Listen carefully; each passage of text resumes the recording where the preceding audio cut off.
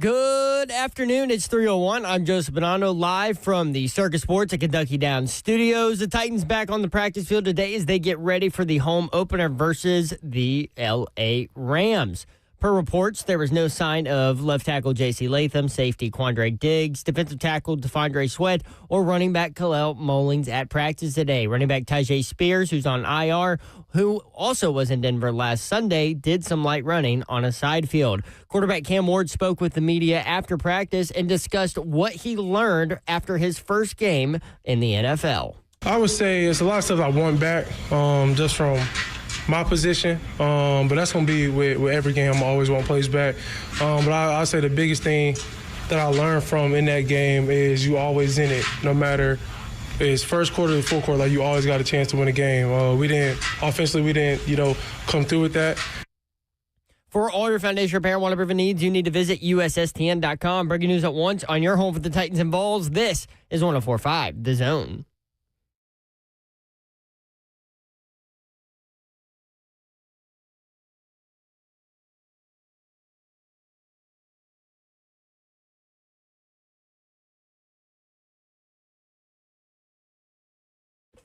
Yo, what up, Nashville 3HL is on the air. Happy Wednesday to you, which means what?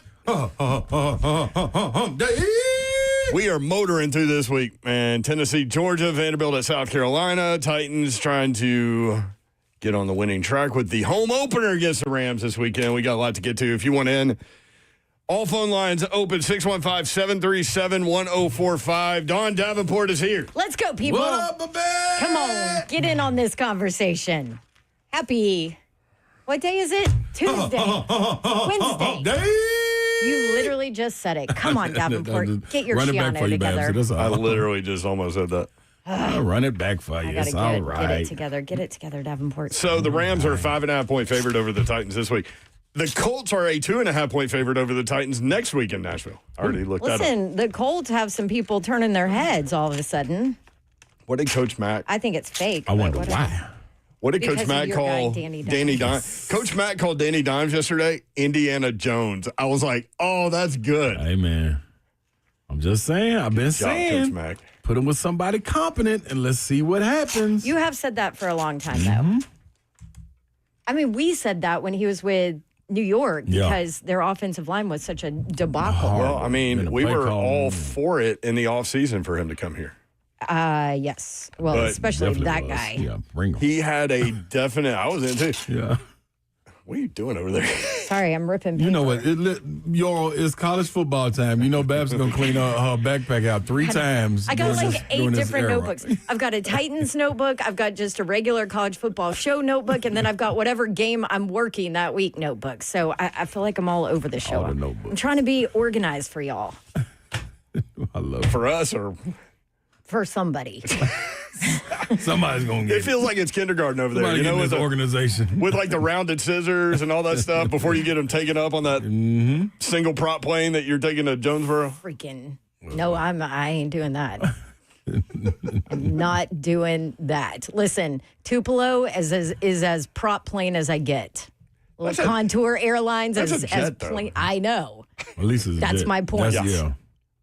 You know, the first time I took that flight to Tupelo when I worked a Mississippi State game, it was. I gave you so much crap about you that. You did. I and tried now to scare you the hell out of it. understand how easy it is to get to Starkville through Tupelo. Yep. And when I first took that flight, I told Slay, because I introduced it to Slay for basketball season. You love it too, minus that tiny plane. But but my plane was an old like private jet where the seats face each other and they're like big and reclining. Yeah. So I felt like I was like, now I can do this every time I go to Starkville. This is awesome. And then I haven't had it since. So I think they got rid of it. To go to Starkville. That team looked really good against Arizona State. And now they've got two breather games before they play Tennessee in Starkville. So Mississippi State will be ranked and 4-0 when they play the Vols. That's awesome. Yeah. Do you remember when we had this conversation at the start of the year because it was we were talking college football playoff. How do you measure strength of schedule? What is the committee going to look at? Because they, you rank all these teams in the top 25 before they even play a game. And now with the transfer portal, you don't know what anybody has or what anybody is anymore. We still don't know what Georgia is to that point. Ooh. By the way, I watched the second half of Georgia and Austin Peay. I understand why Georgia fan is nervous. Yes. They did not look good. But they didn't do anything either. But they're still playing defense, and Austin Peay had... Oh, you're talking about defensively? I thought you meant gunner and offense. Well, I mean... Well, both. Their run game didn't do a lot. I know they're only running basic plays and all this stuff, but, I mean, that game was 21-6. Austin Peay had first and goal right at the end of the third quarter and into the fourth quarter, and Georgia stopped them on the 1 yard line. It would have been a one-score game in the fourth quarter with an FCS team at home. Yeah. I told you I'm concerned about their offensive line, and they got 2 starters that didn't play last week. They were not blowing holes out. They weren't against Marshall. Austin Peay was getting TFLs. I'm not saying I really think Tennessee's winning this game. I really do. But I'm also a Tennessee guy. Yeah. But I will say this, and we talked about this yesterday. I haven't felt this way about this game in easily 9 years. It feels different. Yeah. Even when Tennessee won in Athens, I didn't think they were going to win that game. And it's at home. Right. That and environment. Game and game day. I really... that place is going to be lit. Here's the concern about Stockton. When he did drop back, 5-step, 7-step drop, it was like one read and bail. And so I was like, he doesn't know what he's looking at. That's the only reason why you would bail in those scenarios. But anyway, Georgia has athletes all over the field, so we'll see. And you wonder if he has seen the pass pro the last 2 weeks. I mean, well, he's about to get some Titans pressure. fans know all about the seeing ghost thing, right? Yes, he's about to get some pressure. Slay is here in his Rocky Top T-shirt. I'm in the building.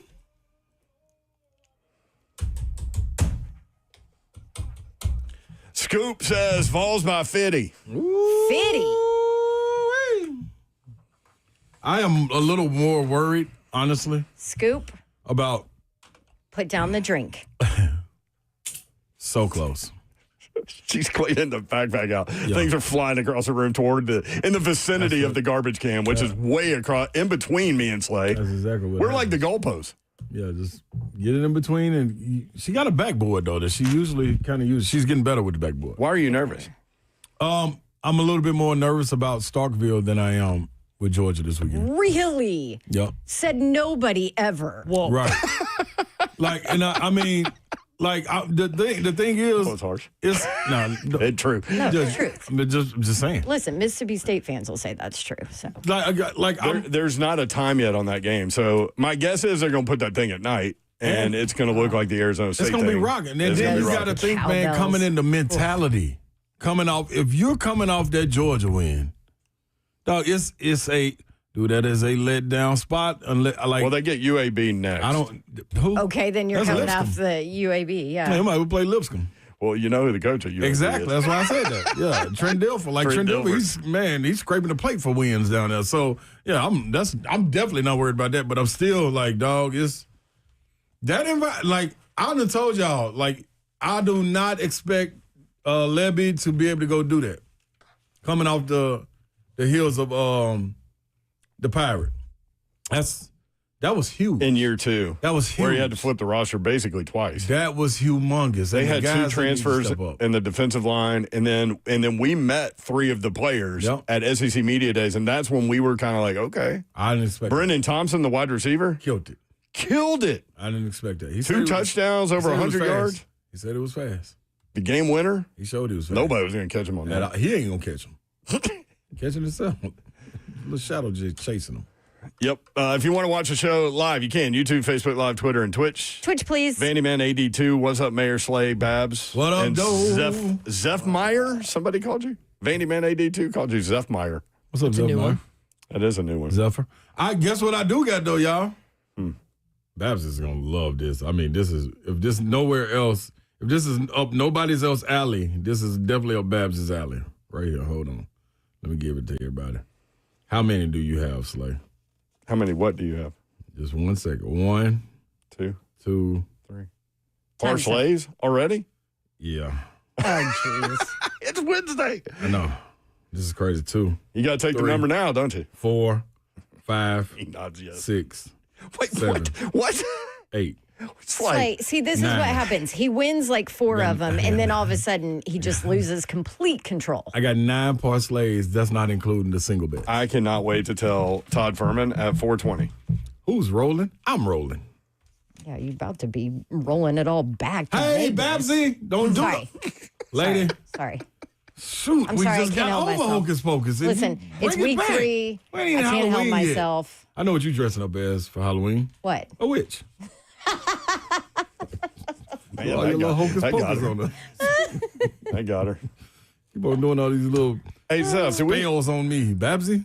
do we have audio today? We will. I'm working on cutting up Cam Ward's presser because it ended literally 5 minutes before we went on air. Do we have injury report yet? And he was impressive. No, but what I keep Zach hearing. Lyon said. But I do have what a couple reporters at practice said who was not there. Would you like to hear that? Yes, Sure, please. hit it. Okay, no sign of J.C. Latham. No sign of Quandre Diggs. No sign of Tavondre Sweat or Kalel Mullings. Now, Tyjae Spears, who apparently was in Denver last Sunday, did some light running on a side field today. But remember, he's on IR until week 4, so that doesn't really matter. So hit me again. J.C. Latham, Quandre Diggs. Tavondre Sweat and Kalel Mullins. Okay, the last 3, I mean, all of those, not a surprise. Quandre Diggs going to get that veteran route through Oh, yeah, for sure. practice. But, yeah, J.C. Latham is the one we were told to watch this week. And, It's man, a hip somebody asked that Coach Mack apparently about has it been lingering. yesterday, and the way that, maybe I'm reading too much into it, but the way Coach Mack answered, I was like, oh, no, this is going to be Yeah. a lingering I thing. heard it, and I You agree. did? You thought the same thing? Yeah, and, you know, I thought Sorry, Coach Mack. he wasn't terrible, but I thought he struggled a little bit in that game to where I was surprised, and Maybe he was possibly trying to play through it. That's why. Yeah. And Will Bowling said he was trying to play through it at some point in the game, and then finally they were like, "Okay, dude, you can't, like you can't. You're not functioning. So Hurting us more. you're than not. it You're happens. and sometimes that happens. So I just hope he didn't injure it more trying to push through it during that game. But I wonder if it's something clearly that was there, and affected him early as well. Ugh. Bah. Yeah, we Listen, that is the one that not the one position. Yeah, let's be honest. one but of the main ones. That though. is one of the main That ones unit. where they don't have depth, and you can't afford to lose a guy of that caliber on the right side of the line. And we certainly saw that in the second half of that game. No, man.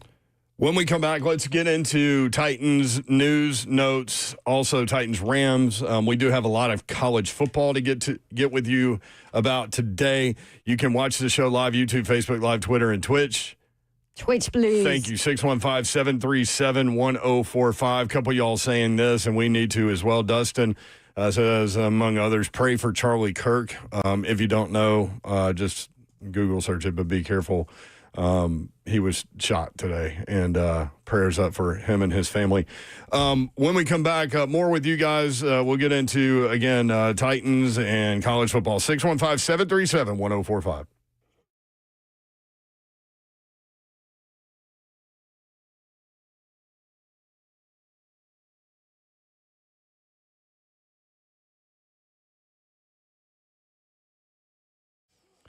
You know how life can change in an instant? A car wreck can throw everything off. Your job, your bills, your peace of mind, your entire life, your entire existence. And that's when you need our good friends at Bart Durham Injury Law. Bart Durham Injury Law has been a Nashville staple for a long, long time, for years and years and years. And they've been helping Middle Tennesseans with very difficult situations with regard to injury law items. Marine veteran Blair Durham and his team have been fighting for folks in Tennessee for years, making sure insurance companies pay up when they're supposed to, how they're supposed to. No upfront costs. No waiting around, just real people making sure you get what you deserve. 615-242-9000 is the number. That's 615-242-9000. That is how you get in touch with Blair. 615-242-9000. Get that number into your phone so you have it ready to roll when you need it. Hopefully you won't, but You may. So have it ready. In a difficult situation, you can get on task really fast. So if you've been injured, don't wait. Call BDIL 615-242-9000. That's 615-242-9000. They're here 24/7 and ready to fight for you. Want to tell you about Pella Windows and Doors of Nashville. They're the absolute best. And I can tell you that a lot of people feel that way because if you look at the sitting survey right now based on leading window brands among homeowners, Pella Windows and Doors of Nashville rated the leading window brand in Nashville, number 1 by Nashville homeowners as the most trusted window brand. Homeowners recommend them more than any other window brand, and number 1 by Nashville homeowners as the window brand that stands behind their products and for highest quality. I could go on and on about what they were voted number 1 for, but I can also just tell you that I utilized Pella Windows and Doors of Nashville twice, and all of that is true. They're the best, and they can take care of you, too. They're also going to give you a Dawn deal. I get to change it every month. So for the month of September, 55% off qualifying installations, 0% APR for 48 months. How about that? Schedule your free consultation, see if you qualify for the Dawn deal, and you can do it all easily online at PellaNashville.com.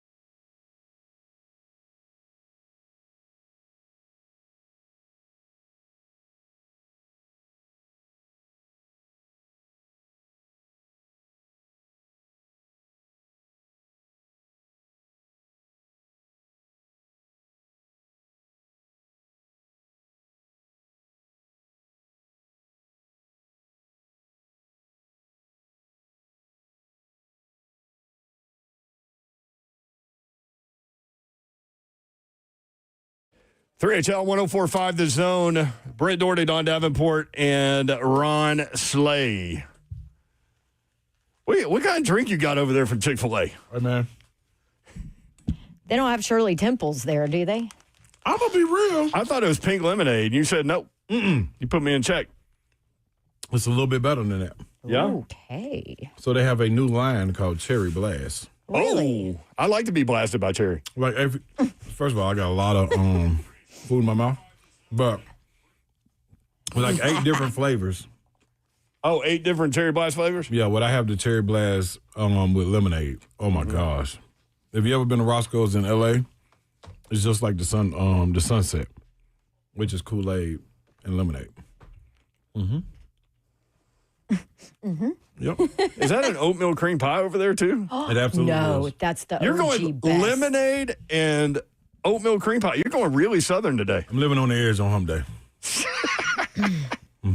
Living on the edge. Hey, All right, Nick Aerosmith. Saban would be very impressed with Yes, your he choice would. of Yes, he oatmeal would. cream pie. He loves the oatmeal cream pie. That and the Loves Weather it. Channel. Those are his things. I mean, what else is he like? Murder, She Wrote? Yeah, probably. No, actually, that has a great nothing to show. do with ball. He doesn't have time for that. Matlock? He likes discipline, which is now lacking in the Alabama program. So Yes, it is, There's baby. another thing. That is the thing. Yeah. Did you guys see? I sent you. Somebody did an interview with a woman who bought the lottery ticket when it was up in the billions, and her comment was they asked her what she'd do with it, and she said, "Well, first I'd buy out Kalen DeBoer's contract." Is that what she said? Yes. So is it true that a college kid at Texas was one half of the I hope that 1.8 it billion? wasn't real. Supposedly, yeah. Supposedly, he's a what do they call it? Pledge? Yeah. Yeah. He's a pledge, and the fraternity made all of them go buy like 2 tickets, And and supposedly he won. I didn't recognize the name of the fraternity that he was in. That's why I didn't know if it was a real story. But can you imagine? I think it's a predominantly Jewish-based fraternity. Okay. Yeah. So he wins half of 1.8 billion. Yes. Can you imagine in college? No. Hell no. It's nope. I mean, so he's probably, 18, 19 years old. Oh, yeah. Can you imagine? The first thing he's probably going to do is drop out. Or I'll go he's back going to later. throw a hell of a party at the frat house. Yeah, he'll probably do that first and then he'll drop out and figure out what to do with $900,000 before No. taxes. We're trying to fight for an extra $500 a Dollars. semester. Yeah, dollars. Believe me, I ain't talking thousands. No. Yeah, it wasn't even. I was just hoping I could pay the electric bill in the Come on, house dog. with the rest of my rent scholarship check and all that, man. Yeah. Dude, hey, man. Oh, And shoot, back then our rent was like $190 a month. that was a beautiful time. Oh, So- I miss those times on the plains. We'll get to the Titans here in a second, but I saw this come through last night. I don't know if you guys did, but obviously Billy Napier's under the gun, so to speak, down in Florida. 20-20 is his record. Okay. Dan Mullen got fired. He was 31-9 through 40 games with an SEC title. Billy Napier 20-20. So out of their last 10 games, 8 of the 10, we thought it was a tough stretch last year. 8 of the 10 are against ranked teams. Mm-hmm. There's no way he makes it out of this, right? He hasn't beaten a ranked team on the road. They go at LSU, at Miami next 2 weeks. This was rough sledding, dog. So 1010XL, our good friends down there, Frank Frangie, I've known him a long time, and he is definitely not a guy to go out on a limb on stuff like this. But Florida fans, Tennessee fans about to delight in what I'm about to play. What? Or Zeph's about to play. This is Frank Frangie on 1010XL about Florida moving forward and a potential next coach. Listen to me when I tell you this. If Billy Napier gets fired, and I think he's going to, John Gruden will be in play for that job. Wow. Doesn't mean he'll get it, but listen to me again. I think and I never take, you know me, I don't go there. He How does, many right? times you see me roll my eyes when someone goes somewhere like that, right? Mm-hmm. I think John Gruden has had conversations in the past with people who care about Florida's interest. I'm not going to tell you that he's talked to Scott Strickler or the president. I don't know that. If he has, I don't know that he has. John Gruden desperately wants back in. Yeah, he does. And he desperately wants a college job. That's widely known. He doesn't want an NFL job. He wants a head college job. He has made that known on his Barstool stuff. That's not a secret. He's a very good football coach. He wants back in. He stayed in with, he's still in Tampa. He meets with coaches all the time. I can give you a list of guys he meets with. And it's time for Florida to do something spectacular. I think John Gruden will be in play to be the next head coach at the University of Florida if Billy Napier is fired. And I feel strongly about that. Might not get it. They may never come together. I may be wrong, and Scott Strickland may have no interest in it. But I believe there will be a conversation. Let me tell you, Frank Frangie is very well connected with that program. That's why, like, when I heard him say that, he doesn't usually do this, so he's getting that from somewhere. He never does this. The messages are already like laughing emojis all over the place. Grooters. Oh, no. Dude, let it roll. Let everybody go through it. Let me ask you guys this. He does want back in, though. He wants, and he has made no bones about it. He says it all the time. He tells people he wants back. He wanted the Tennessee job, supposedly, allegedly. Yeah. He's all of that. Well, he didn't leave by choice. He left by force. Right. So. Exactly. But let me by force. But let me ask you this: if you guys are in a good place right now, Tennessee with Heupel, right? Mm-hmm. But if your team was possibly in the market for a new head coach, would you actually want John Gruden at the college level as your head coach? That's a great question.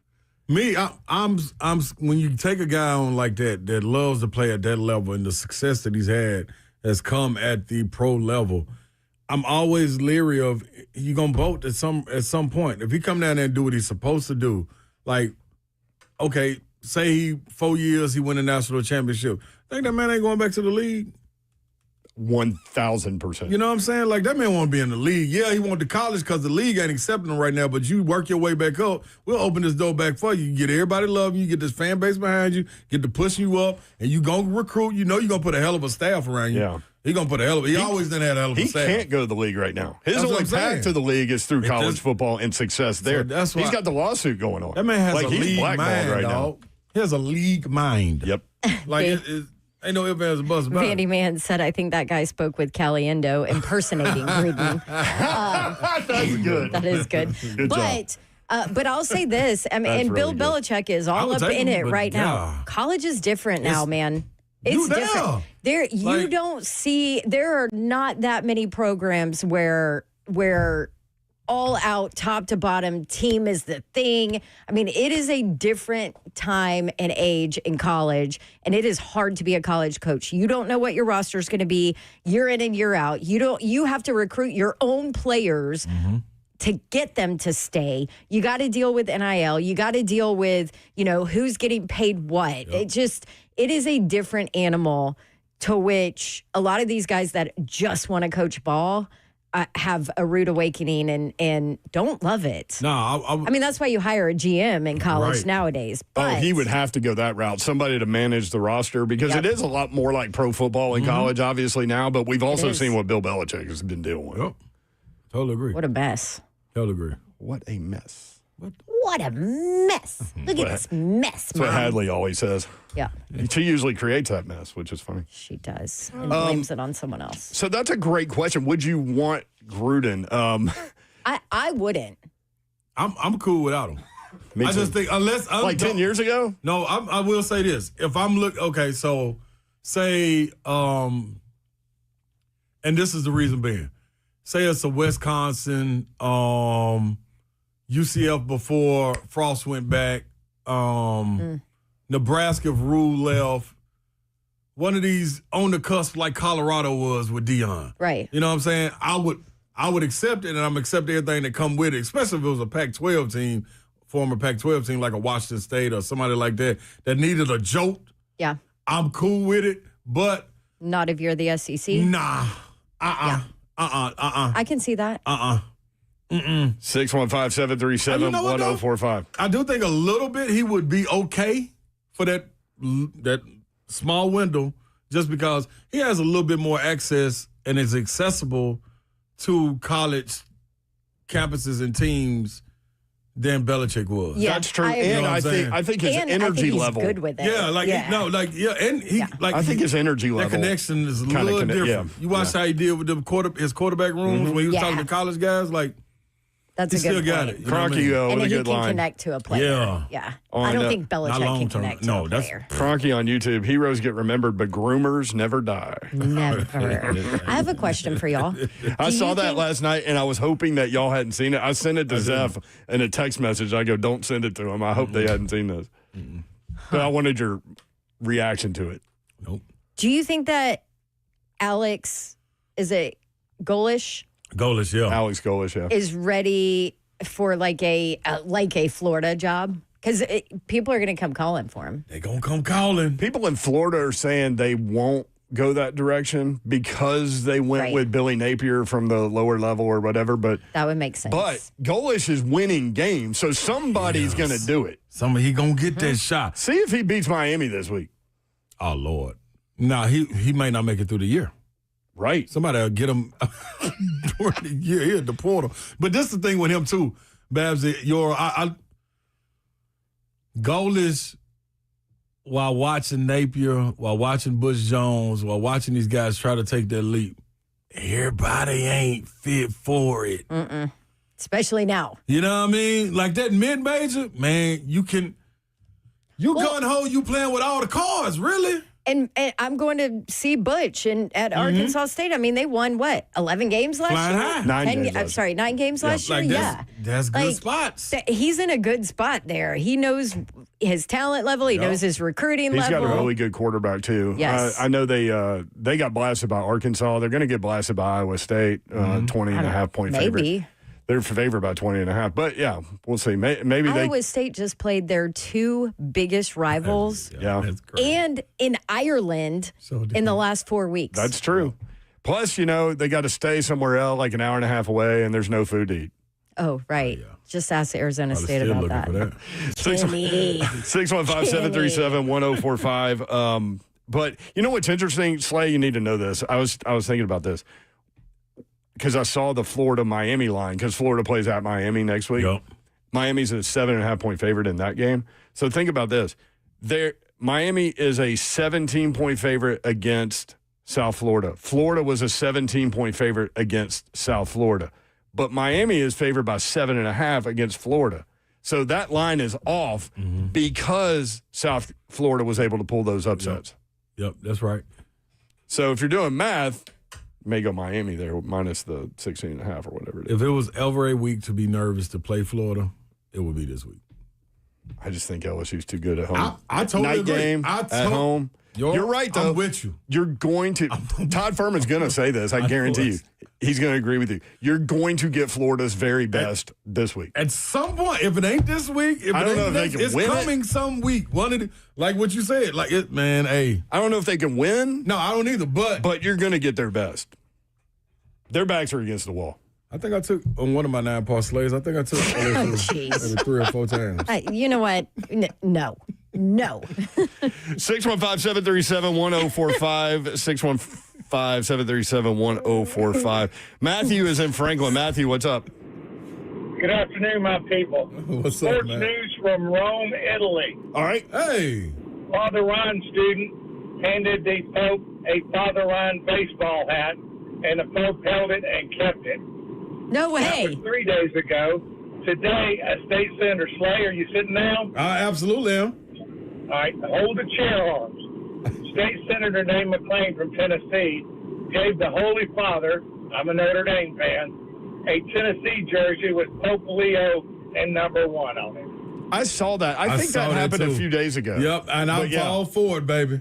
All for it. But, yeah, we saw that. Thank you, Matthew. Appreciate it. Father Ryan, how about that? Yeah, go Irish. That's crazy. Now, if the Pope wears the Tennessee jersey, It was close.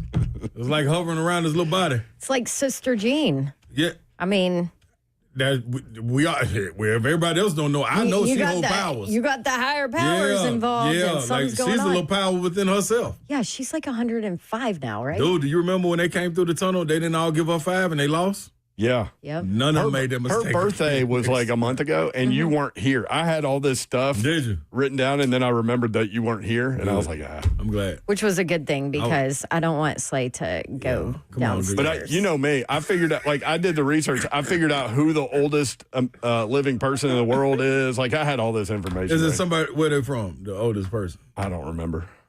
Pennsylvania, maybe. Oh, in America? Yeah. Wow. In all the way? It's usually Italy, right? That's what I was going to say, somewhere like that, or India, or Africa, or somewhere like that. India. Hey, I guess. 615-737. You're just throwing countries out there. Dirty Bird in Laverne. Dirty Bird. What up? What's up, guys? First off, I wanted to tell y'all this YouTube thing is pretty awesome. This is the first time I've ever got to see you guys. And Babs, you are extremely pretty. Flay, you need to take that shirt off. And number two, if you think that y'all are coming or y'all are gonna come to Knoxville and y'all knocking off my Bulldogs, y'all need to, come on now, that ain't happening. Y'all were going to the national championship when y'all had Nico, and what happened then?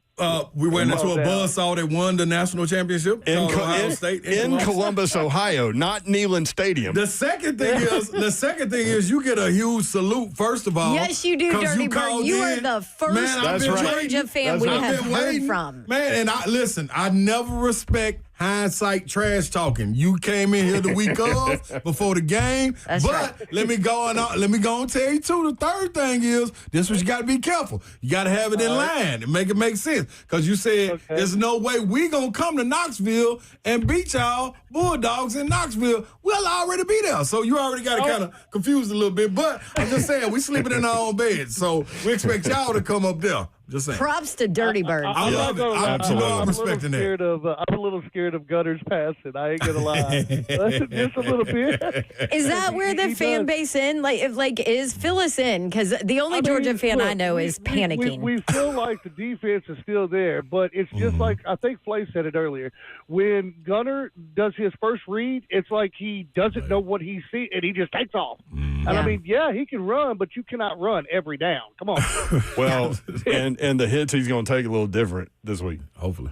But thank you, guys. Y'all have a good one. Appreciate it, man. Thanks for calling in, Dirty Bird. Call in Monday, man, depending on what the results are. I might. If we win, I will. If we won't, I'm going to hide. I'm going to hide. Man, he's admitting everything right now. Listen, I'm rocking with that dog. I'm with that all day long. Good stuff. Yeah, 615-737-1045. Somebody asked if J.C. Latham would be playing this weekend. I mean, all indications are I'd be surprised if he does. They have not said anything yet. What do they do at that spot?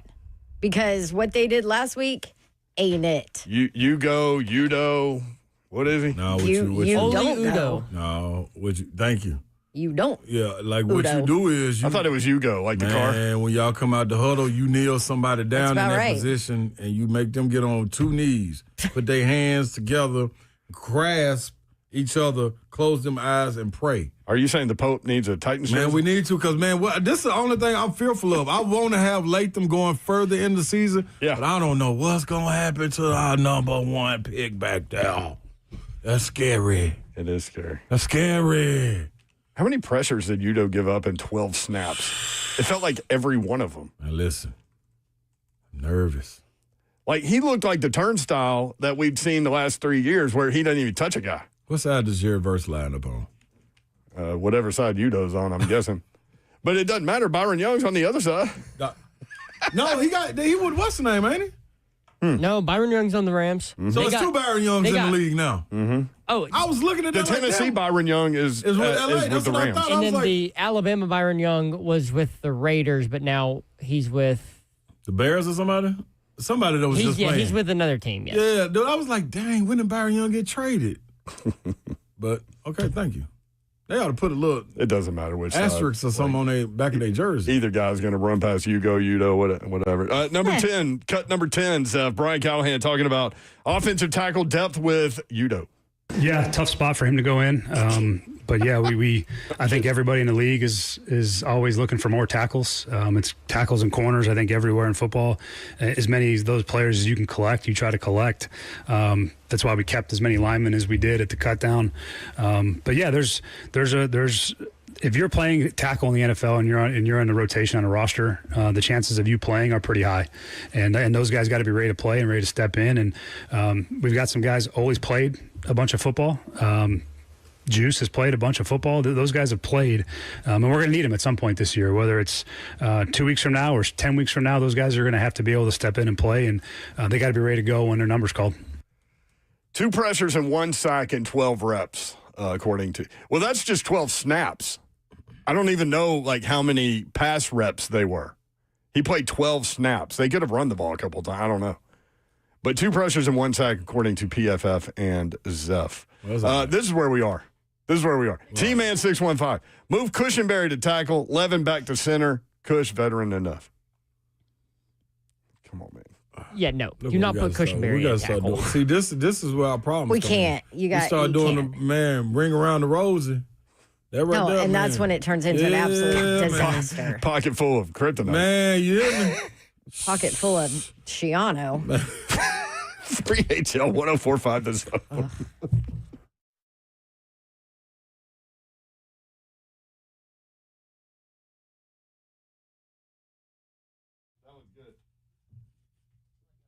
Oh, hey, what's up, man? It's Big Slay. Guess what, y'all? I'm telling y'all about medical house calls. See, you won't be delayed like me if you get medical house calls. Why? Because they got the mobile IV therapy. They got at-home urgent care, primary care. This is how it works. You call them medical house calls, hit them up, 615-838-2375, and you tell them, hey, man, I'm feeling a little down, feeling a little under the weather. I'm handling aches and pains. I do not feel like going to the doctor. Like, that's not what I want to do. Maybe the kids need a physical. You don't want to go to no urgent care to get it done. No school or sports is taking place. They come to your door and get it done. This is healthcare designed for your life. 7 days a week, Monday through Sunday, 7 a.m. to 8 p.m. Same day appointments available, next day guaranteed. Let me give you the number one more time, 615-838-2375. I was going through the illness, man, and had to get on the plane to go to work, and I didn't think I was going to make it. Medical house calls came through. A day later, boom, I was where I was supposed to be. You get it done for you, medicalhousecalls.com.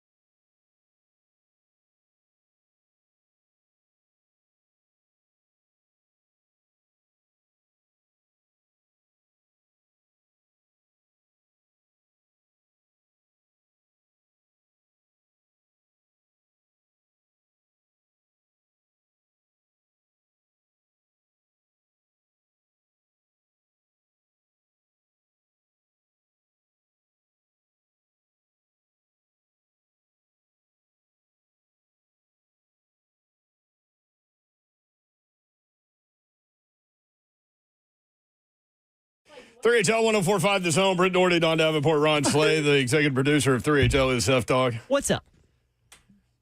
Not at practice today, according to reporters, J.C. Latham, Quandre Diggs, Tavondre Sweat, Khalil Mullings. I thought Quandre Diggs gave him something, man.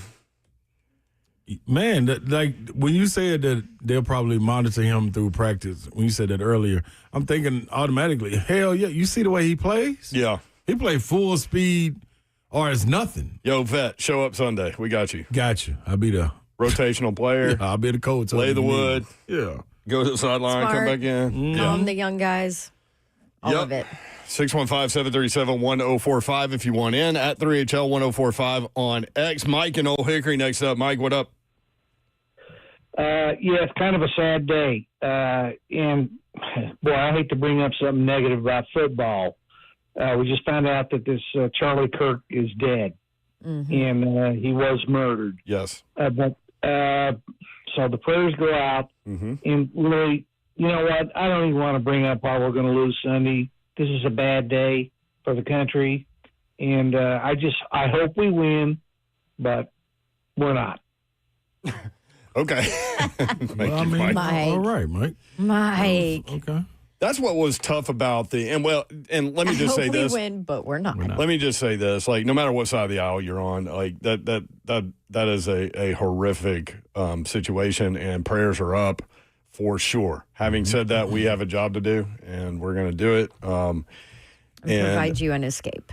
Yes. In terms of Mike, well, I hope we don't lose, but we're going to. Let me tell you this, though. Everybody kind of thought we were going to lose, we being the Titans, to Denver. And so no one was surprised by that part of it. I think it's just the kind of the weight. No, some fans were surprised. Oh, yeah. I was going back. I mean, they were the biggest underdog in the NFL. Right. But that weekend. Deal. I was going back to week 1 last year. Mm-hmm. Were Titans fans not surprised then by how they lost? Yes. It is eerily similar, isn't it? They had a 17-0 lead in that game. Right. And it wasn't that they lost, No. it was how they lost. Yeah, and then, QB tried circus tricks and stuff, like. It was how they lost. It was how they lost. He was like, hey, watch this guy. You want me to tell you what I know, though? Yes, please. What do you know, Slay? I'm going to keep it real. I ain't really just worried about this one like I was against who we just played. Denver. Like versus the Rams, I'm kind of like, you know what? Houston ain't really all that. They hung in there. Had a chance to, take them on down. Only scored 14 points. Yeah, that's you hear what I'm saying? By the way, the Titans analytically 7th best defensive performance of the weekend. That's what I'm telling you, y'all. I need to hear some more of what Cam Ward said. This is how gullible I am. You can say that. You want to hear some? Yeah, because he can talk me into me believing they can win, and I'm believe that he can win. Like, okay, I understand. Yeah, the communion's coming around. I'm taking it. You know what I mean? I'm putting my money in the tray. I'm going to it. Yeah. Listen. I believe that we will win. That's why I am. I'm on. If Cam is saying the right things that I think, like the way Zach Lyon said coming out of here, he got me. We need to play some of it. And I think they followed him. I didn't hear none of it. So Cam Ward on what he learned from his first NFL game. I would say it's a lot of stuff I want back, just from my position. But that's going to be with every game. I always want plays back. But I'll say the biggest thing that I learned from in that game is you always in it, no matter it's first quarter to fourth quarter. Like, you always got a chance to win a game. Offensively, we didn't, come through with that. And then also just recognizing the coverages, but also just trusting to throw blind sometimes. Just feel people lift out of space and, just got to replace it with your receivers. That's what I'm telling you. That's some high quarterback IQ stuff right there. First home game. Now, as down as everybody's feeling, a little Stadium Nissan going to be rocking. It will. Tell you that right now. Now, the Titans can go trick it off and make everybody stop coming, but in this situation right here, game 1, yeah, people coming to that stadium. And came to the last preseason game to see Cam. Let me go put my bet in. Oh, Slay. We're going to go put my bet in. They beating the Rams. Let me run one more by you real quick. Give me some more. All right, Busta. Cam Ward, his confidence in running the offense. I think it's at a high, especially from this week to last week. Just communication-wise, we're getting better every day. That's with the coaching staff. That's with the players. I think it just all comes down to us just wanting it, and we got to want it more for ourselves, not for anybody else. I think the more that we continue to gain that trust on and off the field, it's gonna come up with some wins. For ourselves, not for anyone else. Man, I just made my bet. And I went money line. I only want the 5.5. Cam Ward, you don't need him. Cam Ward on the offensive struggles and what they can do to fix those. I would say getting the ball out, winning the top of the routes, and then also just finding a rhythm. I just think the whole game we never found a rhythm. Really, we only needed one play on offense to get that, and we didn't do it enough. And so, it all comes down to, myself and the receivers. We got to make plays in the passing game. I think we had a great job. We did a great job running the ball on Sunday. TP did his thing. But we just got to continue to play complementary football to the defense. In your experience, what does it take to find that rhythm earlier and more consistently? It really just takes effort and playing fast. Those are really the two biggest things. Everywhere I've been, we've always played fast. We always played with effort, and that took care of a lot of stuff. You know what you can do. What you can do. You can call in. You can get in our chats. You can get in DMs. You can hit us on the social media stuff. Dog, we're watching enough football to know what it's gonna take. This is exactly what we said it was gonna take in Denver. Rhythm. The rhythm's broken when you got second and two, and somebody jump off sides. Mm-hmm. Like, that's the rhythm. Get this young man rhythm. Hey, man, I know that man ain't played no NFL ball before. Ain't going to have some ups and downs, but give him some rhythm, we're going to see a lot more ups than we see downs. A lot of third and longs in the second half. I believe in it. I'm telling you. All right, when we come back, Coach Mack, presented by Two Rivers Ford. That's next, 3HL 104.5 The Zone.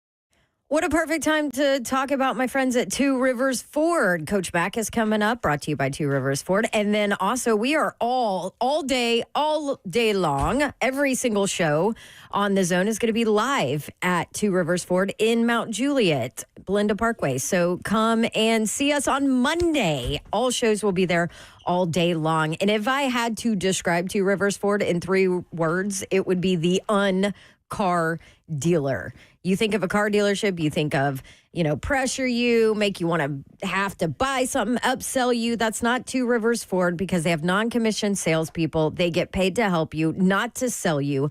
There is zero pressure. Also, Two Rivers Ford sells most of their vehicles at invoice, so prices are always the best around. They don't do things like add accessories and then try to upcharge you with maintenance plans. Doing business with Two Rivers Ford is like doing business with family. I know, because I'm a Two Rivers Ford customer twice in our family, actually. So if you're in the market for a vehicle, go to the car dealer. That's Two Rivers Ford, the South's most trusted Ford dealer, and come see us live out at Two Rivers Ford on Monday.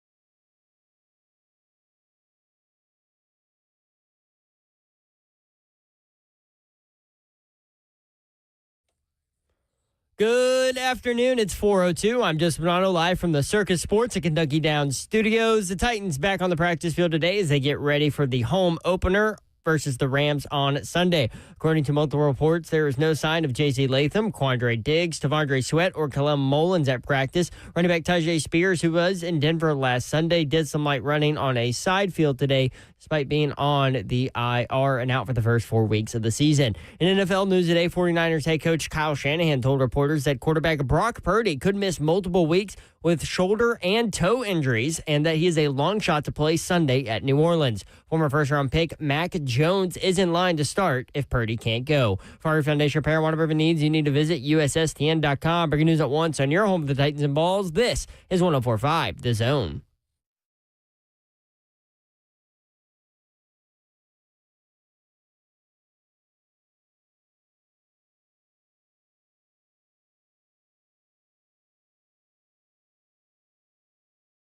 HL 104.5 The Zone. Brent Doherty, Don Davenport, Ron Slay. Let's get right into it. Coach Mack joins us now. Thanks to our friends at Two Rivers Ford. Coach, what's up? How are you? Hey, guys. Just getting ready for the Rams coming in here. Yeah, you know something about that franchise. We'll get there. Let's start with this, Coach. Cam Ward, obviously the initial talking point for sure. It seems like football guy fell in love with him if they weren't already after his performance in week one. Orlovsky went on and on about how what did he say? I've got it right here. Hang on, Coach. He said Tennessee's got a guy. This guy's talent of throwing the football is off the charts. Baldinger broke his performance down. We're going to play that at 5 o'clock. Very positive stuff there. What did you see from the booth with Cam Ward? Well, the same thing really that I've seen since he's been here. I mean, the guy's got some natural talent in a lot of different directions. Arm talent being one of them, but I mean, just his presence, as young as he is, in a very challenging situation as that game went on. I mean, there's nothing that surprises me. I mean, the guy's going to have to. He'll grow into the position as far as just learning the nuances of it, because this league is hard, and especially for a rookie quarterback. But I've always been impressed, and I think so have you guys, has been impressed with his presence and the way that he can. I mean, he can spin it different. I mean, talking to a lot of people at that ball game, after the ball game, up there in the press box, because there was quite a few people there that, anyway, were there just to see him and his initial outset.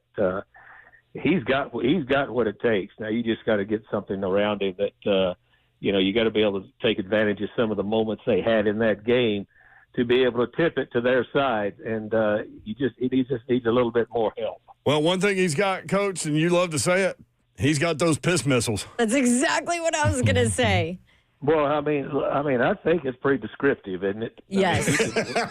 Yeah. Yes. When that ball was coming out of there really, really fast, and people will say, well, he's got to take something off of it. No, he really doesn't. You can't throw it in the tight windows that he is having to throw in, especially late when they were tsunami rushing him. That you got to be able to be fearlessly cut that thing loose, and the receivers have got to do their part too. They got to snap those routes off and get their head around, and then once you get it within that radius, they've got to catch it. But if you got that kind of talent and that kind of ability to let it go like that quick, I mean, I've defended players like that. When I was a defensive coach, they start connecting, it's a problem. But I mean, that ball was coming out of there, especially late in the ball game when he was throwing those seam routes. That was big time stuff. Offensive line play first. But if you look, Don, if we do this, if you get hurt at tackle, you've got a problem. I mean, we're the Titans are razor thin there, and once J.C. Latham went out, that's an issue. And there's two things that happened in that ball game, with the protection. The protection in normal down and distances was good. He had a cylinder to throw out of. I said going into that ball game, some of the major points, that I had anytime I was asked, and we talked about it, was the manageable third downs you have to be able to get to when you're playing a defense like that. That defense is deadly when they can get you in third and double digits. Did not do enough late in the ball game on first and second down. When you average 3rd and 11 for the majority of the second half, you've got an issue. And then once J.C. Latham went down, it was bombs over Tokyo, because here's what they started doing. They started playing 5 up and tsunami rushing every time. So moving forward, you're in trouble if you lose somebody at the tackle position. And listen, nothing's been said about Latham, but we do know it's a hip. We do know he's been dealing with it. He's been dealing with it, and we do know that he was not allowed to talk after the game or after practice. So all signs point to there's a problem there, right? So sure. what do the Titans do? That hip's been bothering him for a minute. Yeah. So what do they do at that position? Well, I mean, look, you're not going out. There is no factory that's making offensive tackles that you can go to and pull them off the shelf. There is none. Whoever steps in there has got to be able to play.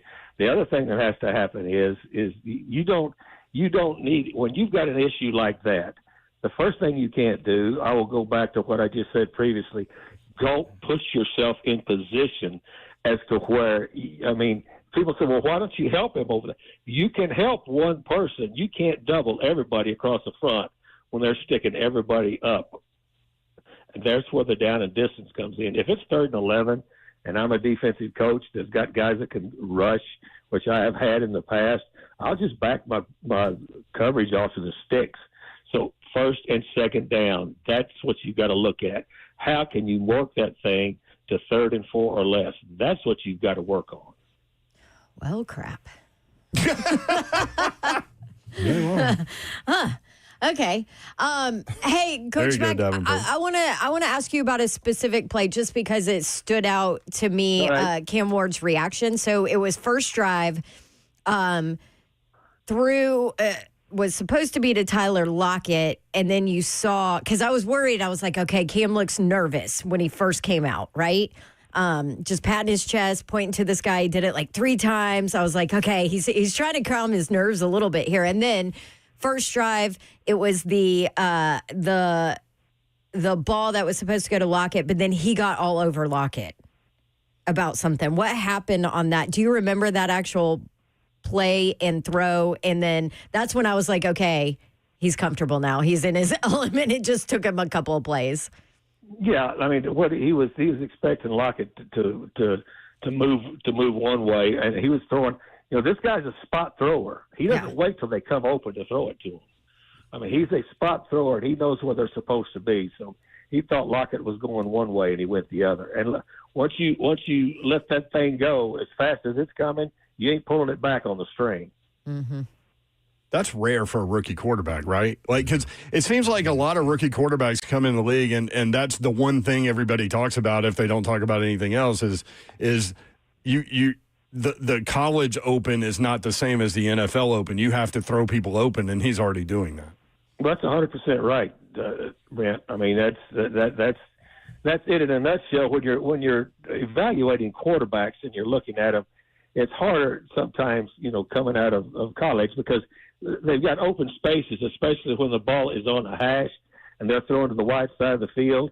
I mean, they've got acres to throw in, just acres of to throw in. And plus, the people covering them aren't the same. In this league, when you played elite defense, and most defenses are good in this league. Some are elite. That one up there, Denver's an elite defense. So you're going to have to be able to not only spot throw it, you're going to have to be able to process it and get it out of there quick, and not just the quarterback. Everybody's process has to be on point together when you're playing a defense like that, because they give you very little time from snap to launch point to be able to do something, especially, as I said, if they get you in third and double digits, you got an issue. You got problems. So you don't deal with a problem at third and double digits. You deal with a problem preceding that, trying to stay out of that down and distance. That was, to me, that was a huge, huge key. in this ball game, because that's extremely, extremely important. And it's going to be moving forward with this because you've got a special teams that's going to stay very, very solid. You've got a special teams that's not going to cost you ball games now, and you've got a defense that with a little bit of help can really put you in advantageous situations. You guys have all watched enough ball, and so have our listeners. An NFL game is made up of moments in time.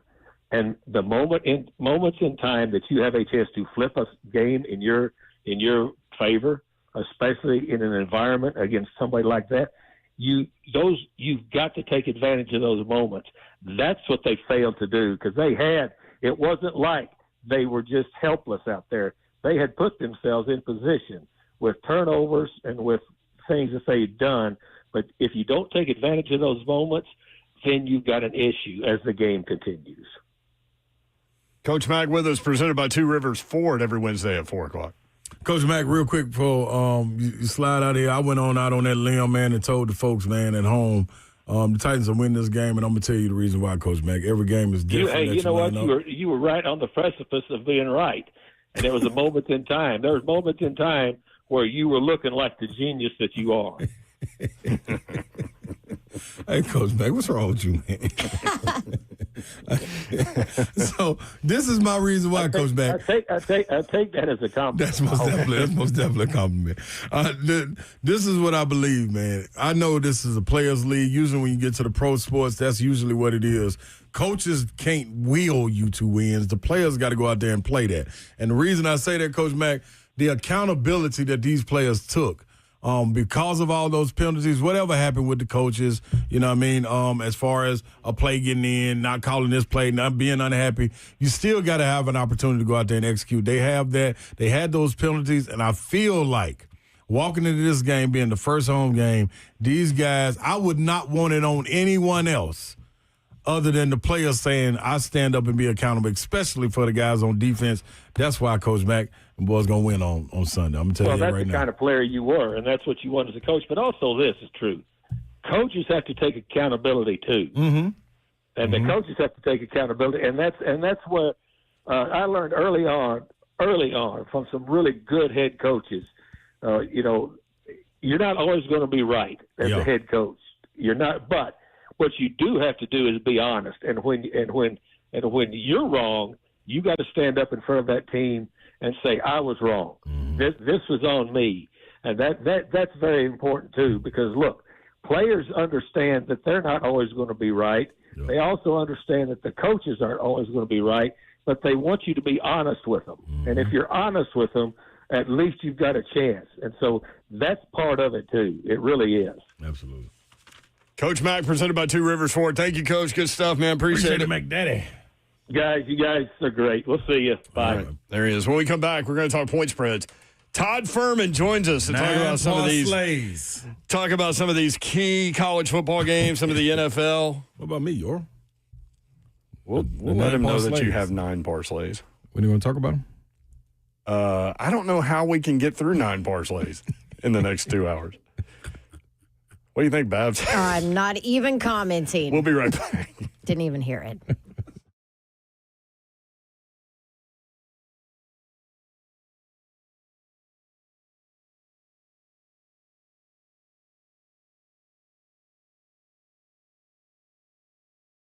United Structural Systems is a foundation repair and waterproofing company that has served the Middle Tennessee area since 1994. If you have foundation repair issues, waterproofing issues, these are your guys. United Structural Systems, USSTN.com. Let me run some symptoms by you with regard to foundation repair. When it's hot and dry weather, it's almost 90 today. Do you notice soil cracking, pulling away from your home, leaving holes or gaps next to the foundation? Are your bricks cracking, walls bowing, doors, windows sticking? Drywall separating, chimneys tilting or leaning. These are all signs of a possible foundation issue. Your house may be trying to tell you something. USSTN.com, United Structural Systems, there to help you out. When it comes to large home repairs, a lot of times homeowners pretend You don't want to see the warning signs. Maybe you're afraid that you're going to hear something that you don't want to hear. This is especially true with waterproofing and foundation repair. It could be something big that needs to be fixed. It could be a small problem now that will become bigger, or it could be nothing.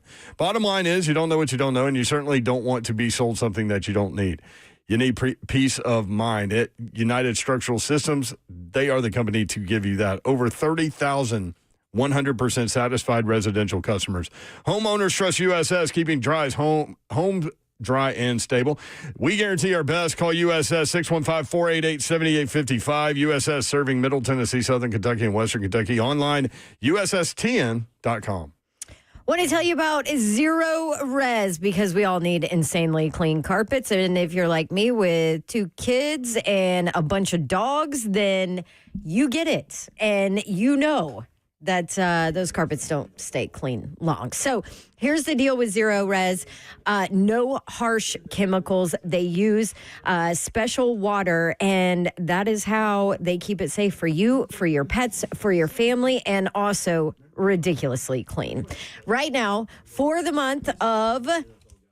What month is it? September? Yes. Month of September, they have a promotion going on. 3 rooms, a hallway. The special is $139. That's it. 2 rooms and stairs special for $129. And some restrictions apply, but go ahead and schedule your carpet cleaning. Call now, 615-535-9376. You can always book it online, ZeroResNashville.com. That's Zero Res. Spell it backwards or forwards. It's the right way to clean.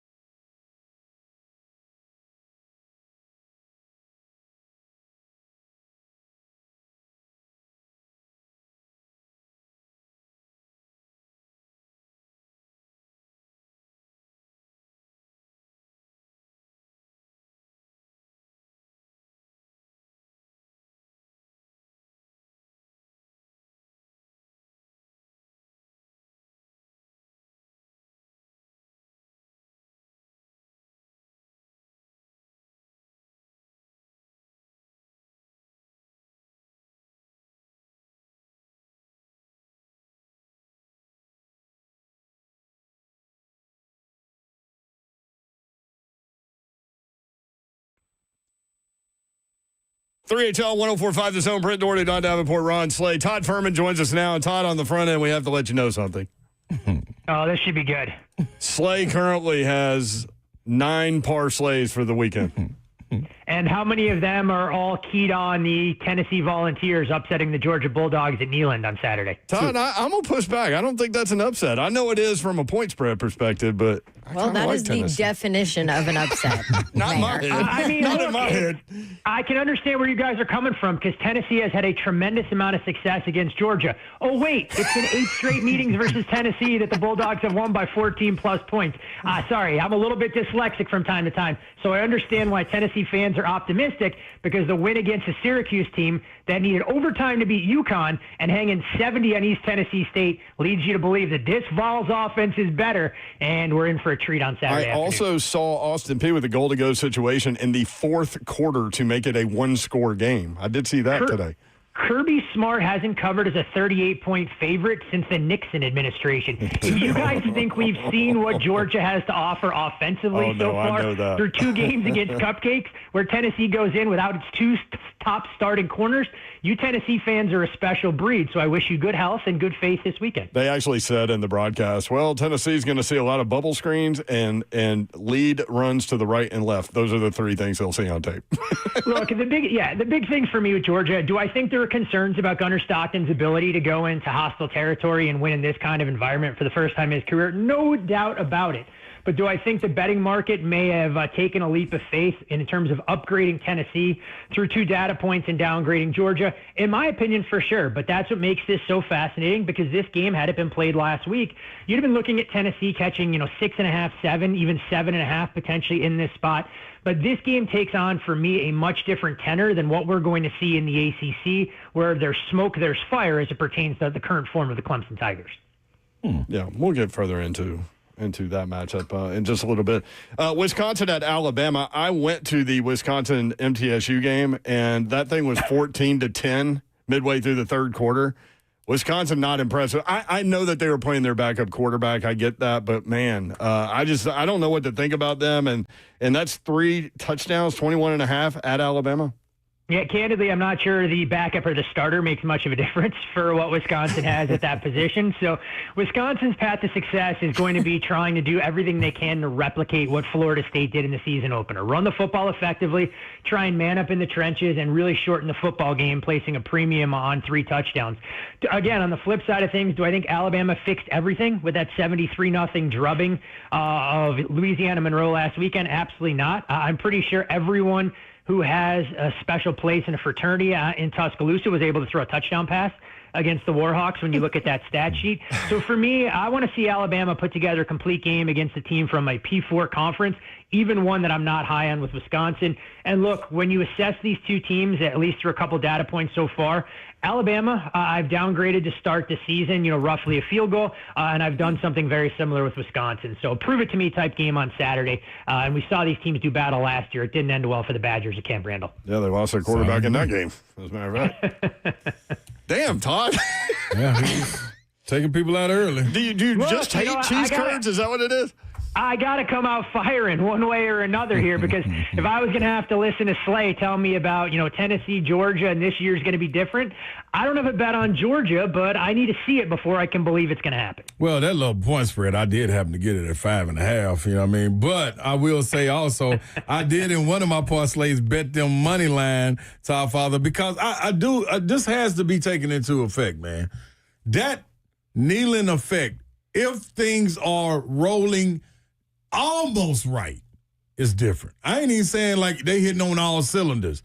Dog, we done seen different quarterbacks go up there with veteran and experienced coaches and still have to cover their ears and understand. Now, I do understand with Georgia, it's 2 halves to be played. Like we always come out and play great in the first half, and then the second half happens. But I don't feel like they got that this time, Child Father. I'm just saying, man, that Neyland element. Look, you don't have to sell me on the Neyland element. I was there when you guys upset Alabama a couple of years ago. The problem being is that Georgia is still Tennessee's boogeyman. Yeah. And until they go out there and put together a complete 4 quarters, I have some questions about a banged-up defensive backfield.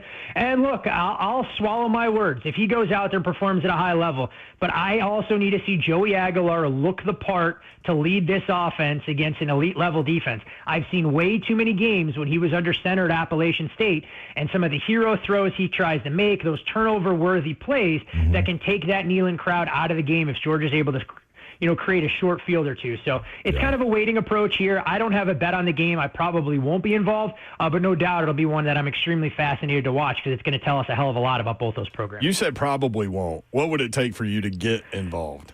I would need a flat 3 on Georgia. If it got all the way down to a field goal, it'd purely be a value bet. Nothing big by any stretch of the imagination, but I'd be willing to bet against Tennessee, given the fact that I don't think Georgia has kind of tipped their hand in terms of what this offense and defense is going to look like in SEC play. I mean, Kirby took full advantage of what he was able to do against 2 inferior foes, and there's no doubt the Austin Peay game is a little bit alarming. There's been no explosivity in the Georgia passing game, but I've also seen Zachariah Branch up close and personal when he played against LSU last year. That man operates at a different speed, and if they get the ball in space against an inexperienced secondary, I'm a little bit concerned about how Tennessee's back end will hold up. So misused at USC. That dude is legit. Oh, there's no doubt. He was about as electric a player, and I don't see a ton of games up close and personal, but he just operates at mock speed compared to the other LSU and USC players that were out there at Allegiant Stadium to kick things off last year. That is a key, him in the slot, that's for sure. All right, does Napier keep his job? Florida, LSU. LSU favored by 7.5. Surprising result for Florida. Not that they didn't cover last week as, 17.5, 18-point favorites, but to lose that game outright, knowing how grueling the upcoming gauntlet is going to be for the Gators. This number, Dawn, did open as high as 10 in the wake of Florida's poor performance. Not entirely unexpected that Florida took some money, kind of in no man's land at 7.5. If Florida has anything, this is going to be the all-in effort that we get from the Gators. My big concern with Florida, though, is what we saw along the offensive line, and there was no push to speak of against USF. Going into hostile territory against an LSU defense that I think is trending up could pose some problems. But it's not like the Tigers are without concerns in their own right. They still haven't figured out the ground game. And if they're in known passing situations time and time again, I do worry that Florida is going to be able to create a turnover or two. I actually like the under in this game a little bit. It got beat up about 45 minutes ago, though 48 was kind of the low watermark for me. And at 46.5, not sure I'll get involved. But couldn't argue if someone wanted to tango with a little first half total, thinking that the game will be played a little tighter to the vest. Well, me and Slay can get to 48 pretty easily. Yeah. Oh, yeah. I mean, it's a question of what price you're willing to pay to get to 48. I can get to a lot of numbers in this business, ladies and gentlemen. Doesn't mean I'm willing to pay the piper to try and get there. I mean, on one of my parlays, I got LSU minus 5.5, Top Father. So, I mean, it is what it is. But you're right. This is a spot where you're going to get, Slay and I were talking about this before. Slay made a great point. This is where you're going to get Florida's best this week. For me, selfishly, as someone who was a little bit skeptical of Florida coming into the season, as I know a lot of people were buying some of the DJ Lagway hype, I'd love LSU to win the game outright, and I'd love Florida to lose again next week to Miami, putting a win total in good standing. But I do think you get a new lease on life in conference, and if Florida has anything, you're going to see it on full display in Death Valley this weekend. Let me ask you about one of these teams right here, Top Father. I got two teams I want to ask you about, but this one first. Arkansas at Ole Miss. I got Arkansas going down there and handling business. I took the points, but I think Taylor Green is being slept on, man, and Ole Miss, I don't think they're ready for this. You're on the side of the money that's coming early in the week. 8.5, 9 is where Ole Miss opened. We're kind of down to a touchdown. Totals ticked down a little bit as well from 63 to 61.5. And I think the big storyline here is trying to figure out the health status and availability of Ole Miss quarterback Austin Simmons. You can't trust Lane Kiffin as far as you can throw him, apparently covering a point spread and or giving an accurate injury report. So that's something that we're... he admitted it. But look, Lane called a timeout when Kentucky had no interest in trying to kick a field goal to get inside the number. So it leaves you scratching your head because Lane also apologized in the past when things went awry. But different discussion for a different day. So that becomes the question for Ole Miss because I am not high Slay on the Rebels defense compared to its current construction this year to where it was last year. But these are also the games where Ole Miss at home is just such a different animal regardless of what they have. And I think Arkansas beat up on 2 cream puffs in their own own right. So I can understand why Arkansas took some money at more than a touchdown. Not enough for me to back the Razorbacks here, but should be a fun game in the SEC, knowing that Ole Miss needed to fight and claw to just get a little bit of margin last week in Lexington against the Wildcats.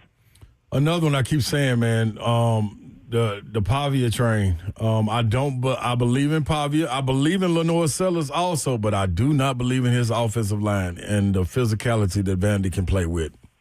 Let me tell you, I got to give Vandy, Clark Lee, and what they're building in Nashville a world of credit. Whether it's Diego Pavia coming over there to kind of change the culture, they look and feel like a different football team when they put on their pads and go out there. I mean, what we saw in the second half of Blacksburg last weekend deserves a world of credit. I mean, they took it to Virginia Tech to the tune of 34-0, and you look at that drive summary, it's touchdown, touchdown, touchdown, touchdown. I mean, Vandy couldn't do that against FCS opponents 3 or 4 years ago, and now they're out there playing at a different level. Yeah. This is an interesting number, though, because it's kind of in no man's land, and Vandy took some money here. You mentioned Lenora Sellers. He is the electric talent under center for the Gamecocks. But if we use the data point, Vanderbilt went into Blacksburg, dominated Virginia Tech. South Carolina looked a little bit pedestrian in doing so. For me, it's the number that has me scratching my head a bit. I would have honestly felt more comfortable making a case for Vandy if this number opened at 3, but it almost feels like there's a little bit of bait and switch going on. So I want to see both these teams perform. I'd love nothing more than to see Vandy pull off getting another upset. I mean, this Pavia train continues to do nothing but cover spreads when they're catching points since he took over at the helm. Oh.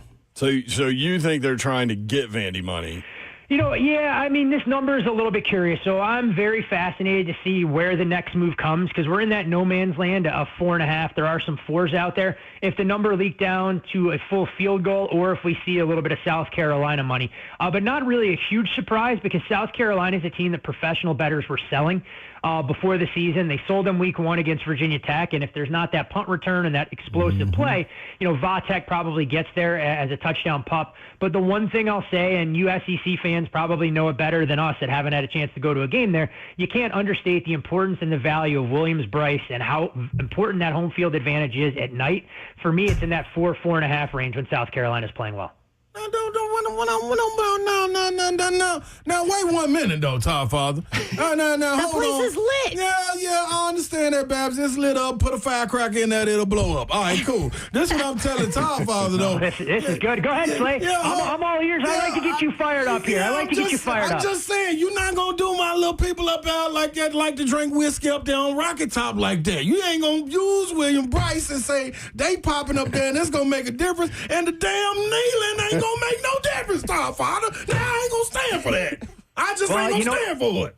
Slay, you know what they say is when Georgia creates a short field or hits an explosive, 110,000 fans can create a deafening silence at Neyland. You always got some back. Sometimes you just need to be quiet.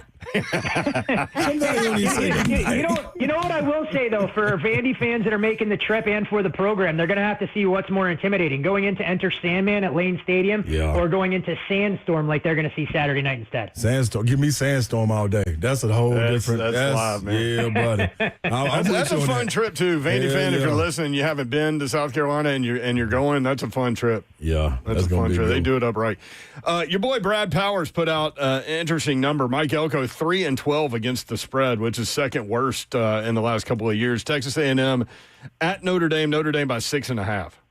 Yeah, the one thing you guys have to know about Brad, as I'm sure longtime listeners of the Bet the Board podcast knew all too well with Brad, he tends to wear his emotions on his sleeve, especially when it comes to Notre Dame football. Yep. There may not be someone as pessimistic. You know what? I'll put in perspective. As optimistic as Slay is week in, week out about Tennessee, Brad is a 180-degree difference because he's as pessimistic about the Irish. I mean, Notre Dame could be going out there and playing the Sisters of the Poor, and Brad would still be worried that they might get upset if it took place on a Saturday in Todd, September. A number is a number. You're a numbers guy.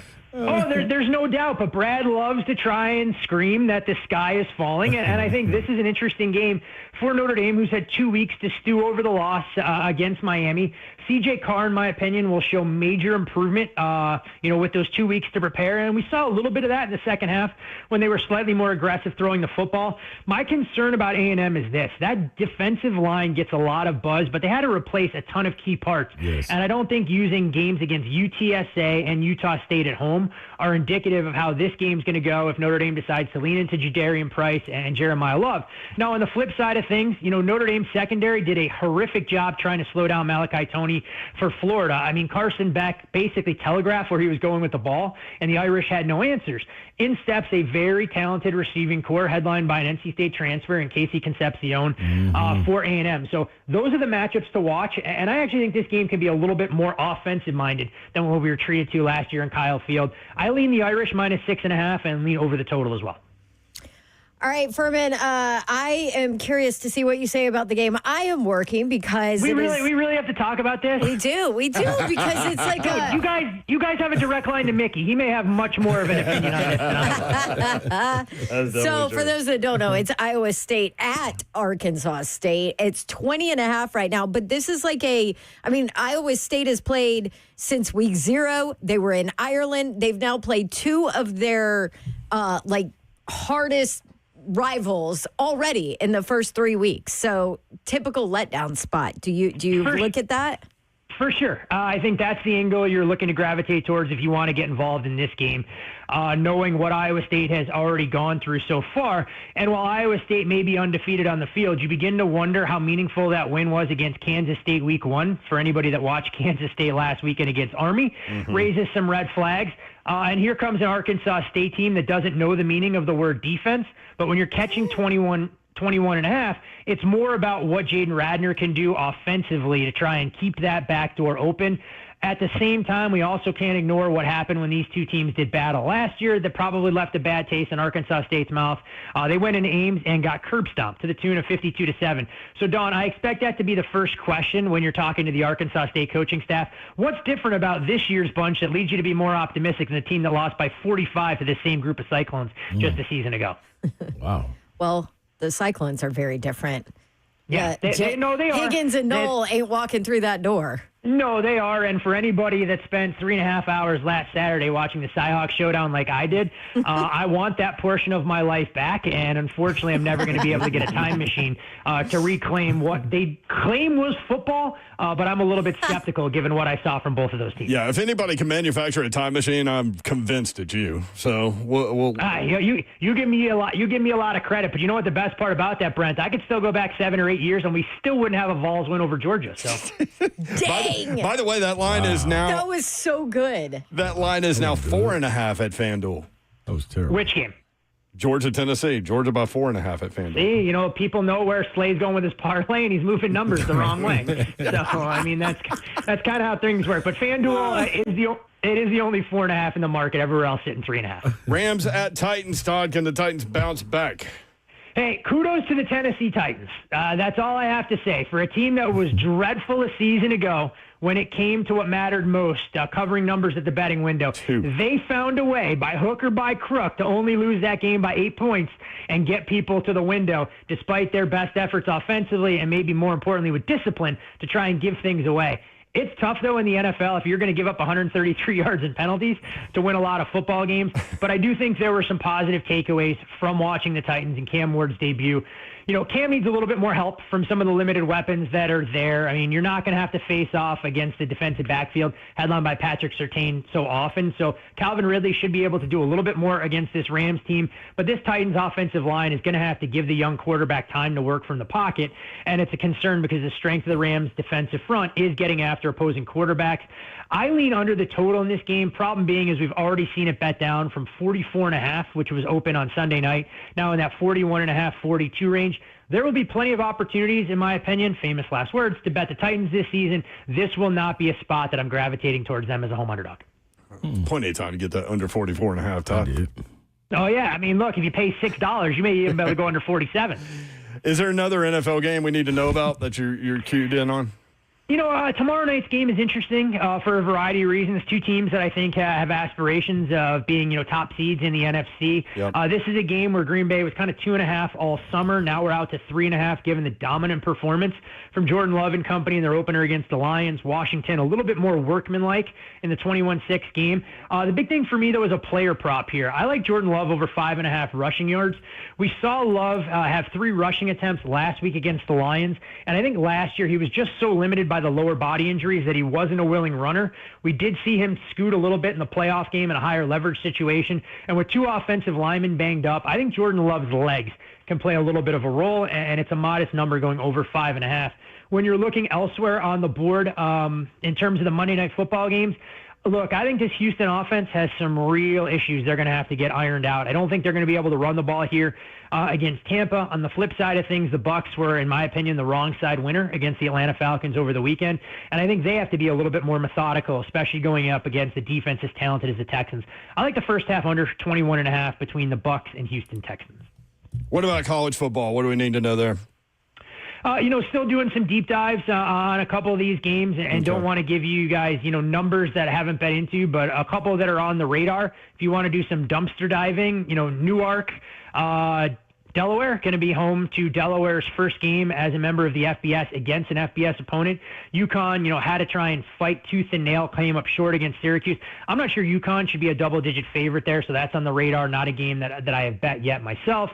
And as I look kind of elsewhere on the board, I think Miami can kind of name the final score against USF. Problem is, full game number has taken off a little bit as we're out to 17.5. So if you have a chance to lay 9.5 or less in the first half, I think Miami too strong on the offensive and defensive line for a USF team that may be running on fumes after the upset of Florida and the upset of Boise State. Yeah, we talked about that game. Same point spread as Florida and South Florida, yet you look ahead and Miami is 7.5-point favorite over Florida. So that number was a little weird to me. Yeah, combination of factors. USF's profile, of course, raising, given what we've seen from them through, a couple of games so far. Clearly an inside track for them to be the G5 representative.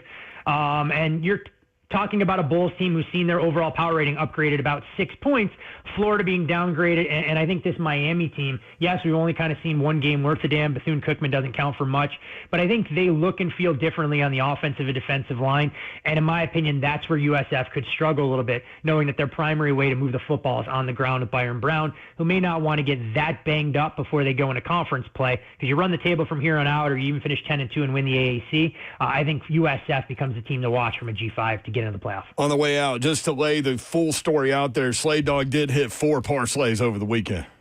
Good job, Slay. Were they all favorites in the NFL? Nope, 2 in college and 2 in NFL, and it would have been a 5th one. But tell them how you lost the one. No, this man, Josh Allen. They get the ball back. He had over 31.5 yards rushing. That's all he had to hit. He got to 34. When they got the ball back, instead of handing it off, he took 3 knees. And they got him under 31.5. Oh, that's about as bad as it gets. I've been there before when it comes to quarterback rushing props. So, normally I like to bust your chops amongst all else. You do have my sympathy there. To put things in perspective, I found myself on the Ravens on Sunday. But what might be worse is actually going over the total with one of the best numbers on Thursday Night Football between the Cowboys and Eagles. Went over 46, had 40 points at the half or 41 points at the half. Never in my wildest dreams, ladies and gents, did I assume that we'd get 22.5 minutes of scoreless football down the stretch. Gambling is that cruel mistress out there. Keeps us coming back, but it's also why there's no such thing as a lock in this bracket. There he is. He's Todd Furman. If you got questions for him, must follow at Todd Furman on X. Thank you, Todd. Good stuff, man. Always a pleasure. Safe travels this weekend, Dawn, and guys, enjoy the games. Thank you. Appreciate Thanks, it. Furman. He does like to bust your chops. Oh, yeah. I like it. With the quickness. Oh, I'm with it. When we come back, may or may not be funny. Oh. Next on 104.5 The Zone.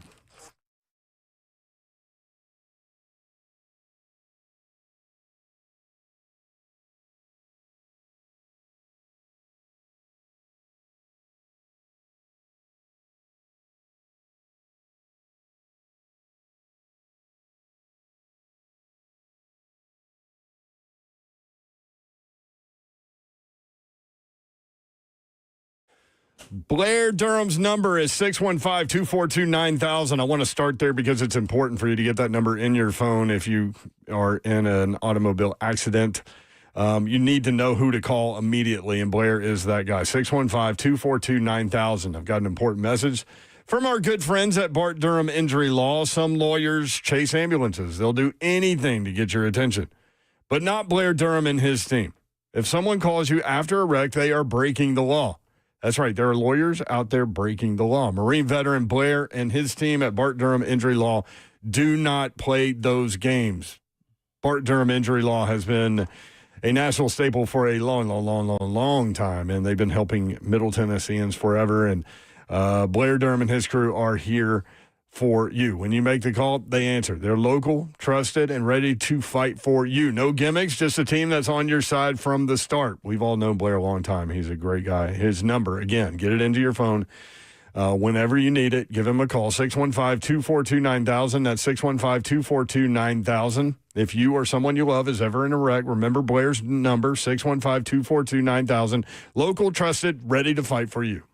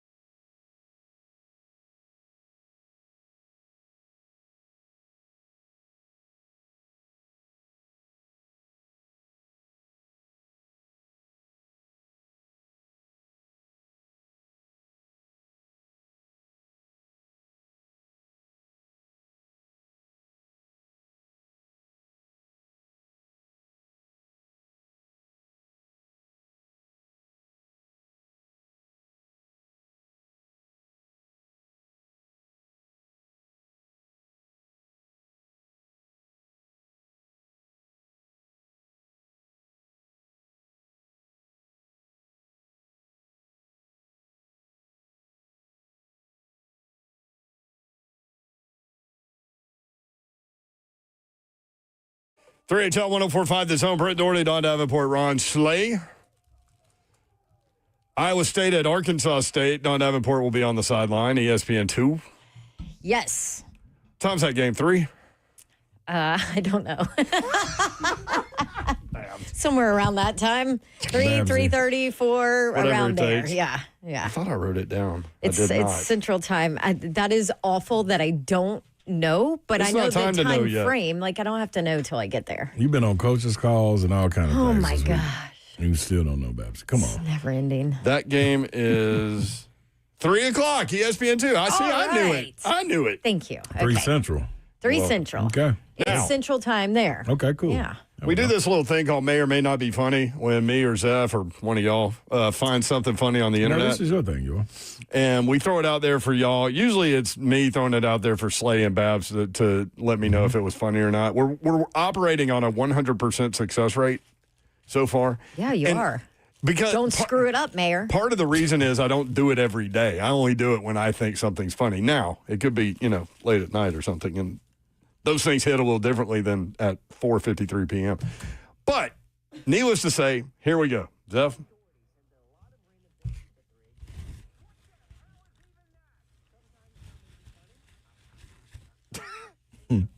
That laugh.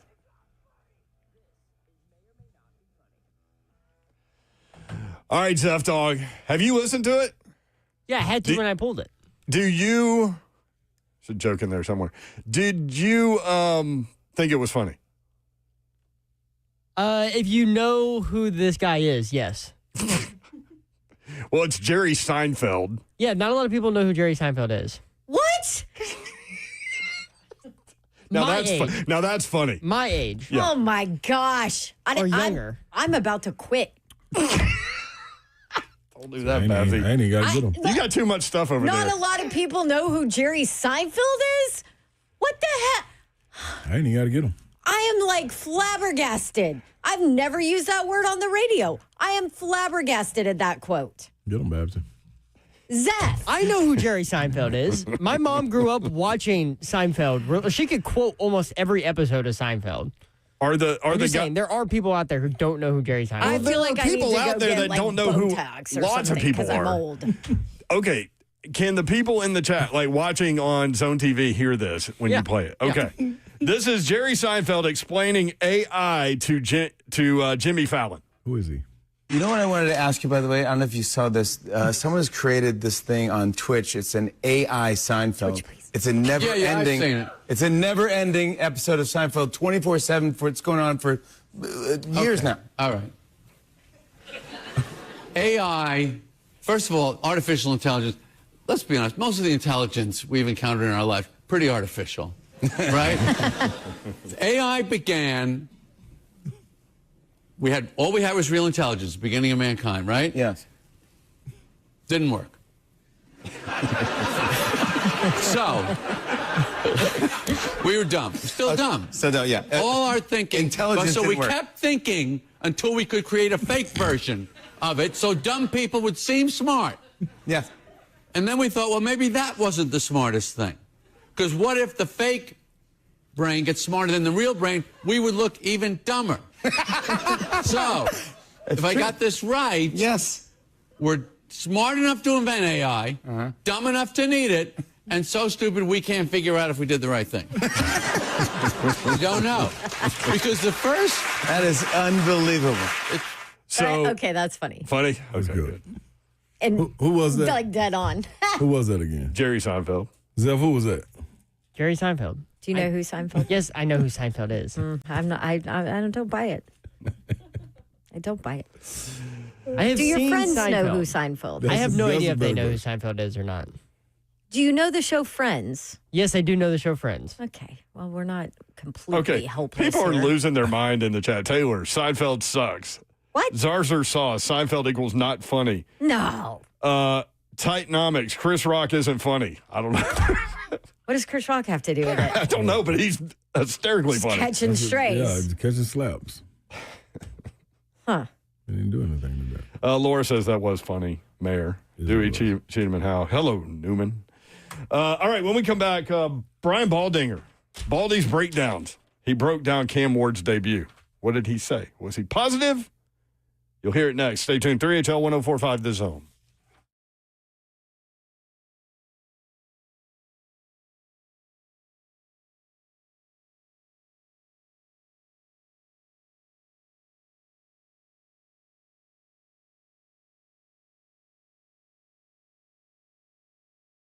What's happening, y'all? Spring Hill Heating and Cooling. Spring Hill Heating and Cooling. They are the heating and cooling company to take care of all your HVAC needs. And if you thought for 1 second that the heat wave was over with, you were sadly mistaken. So you're probably in your house sweating. Why would you be doing that when you know Spring Hill can come through and take care of all of your HVAC needs? Spring Hill Heating and Cooling, they offer 72-month no-interest financing with approved credit.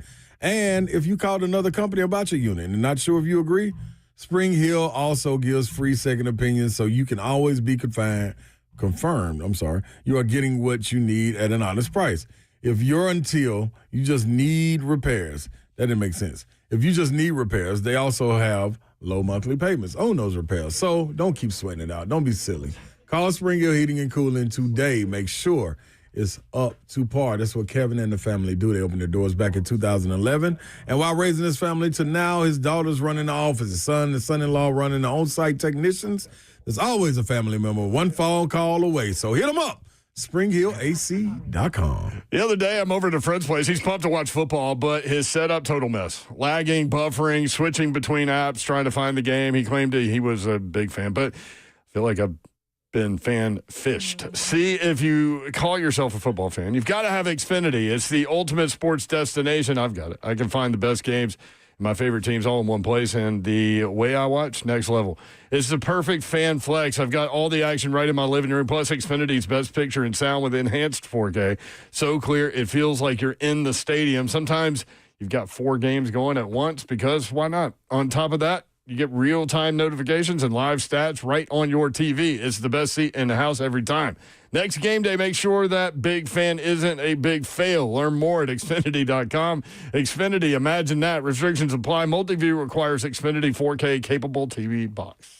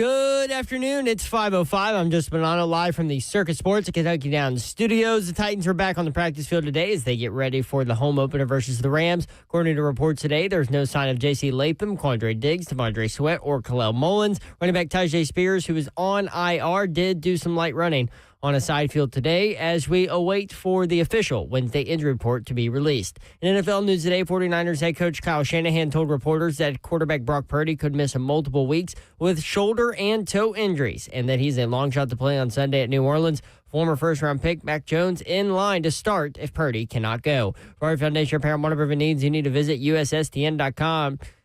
Breaking news at once on your home for the Titans and Balls. This is 104.5 The Zone.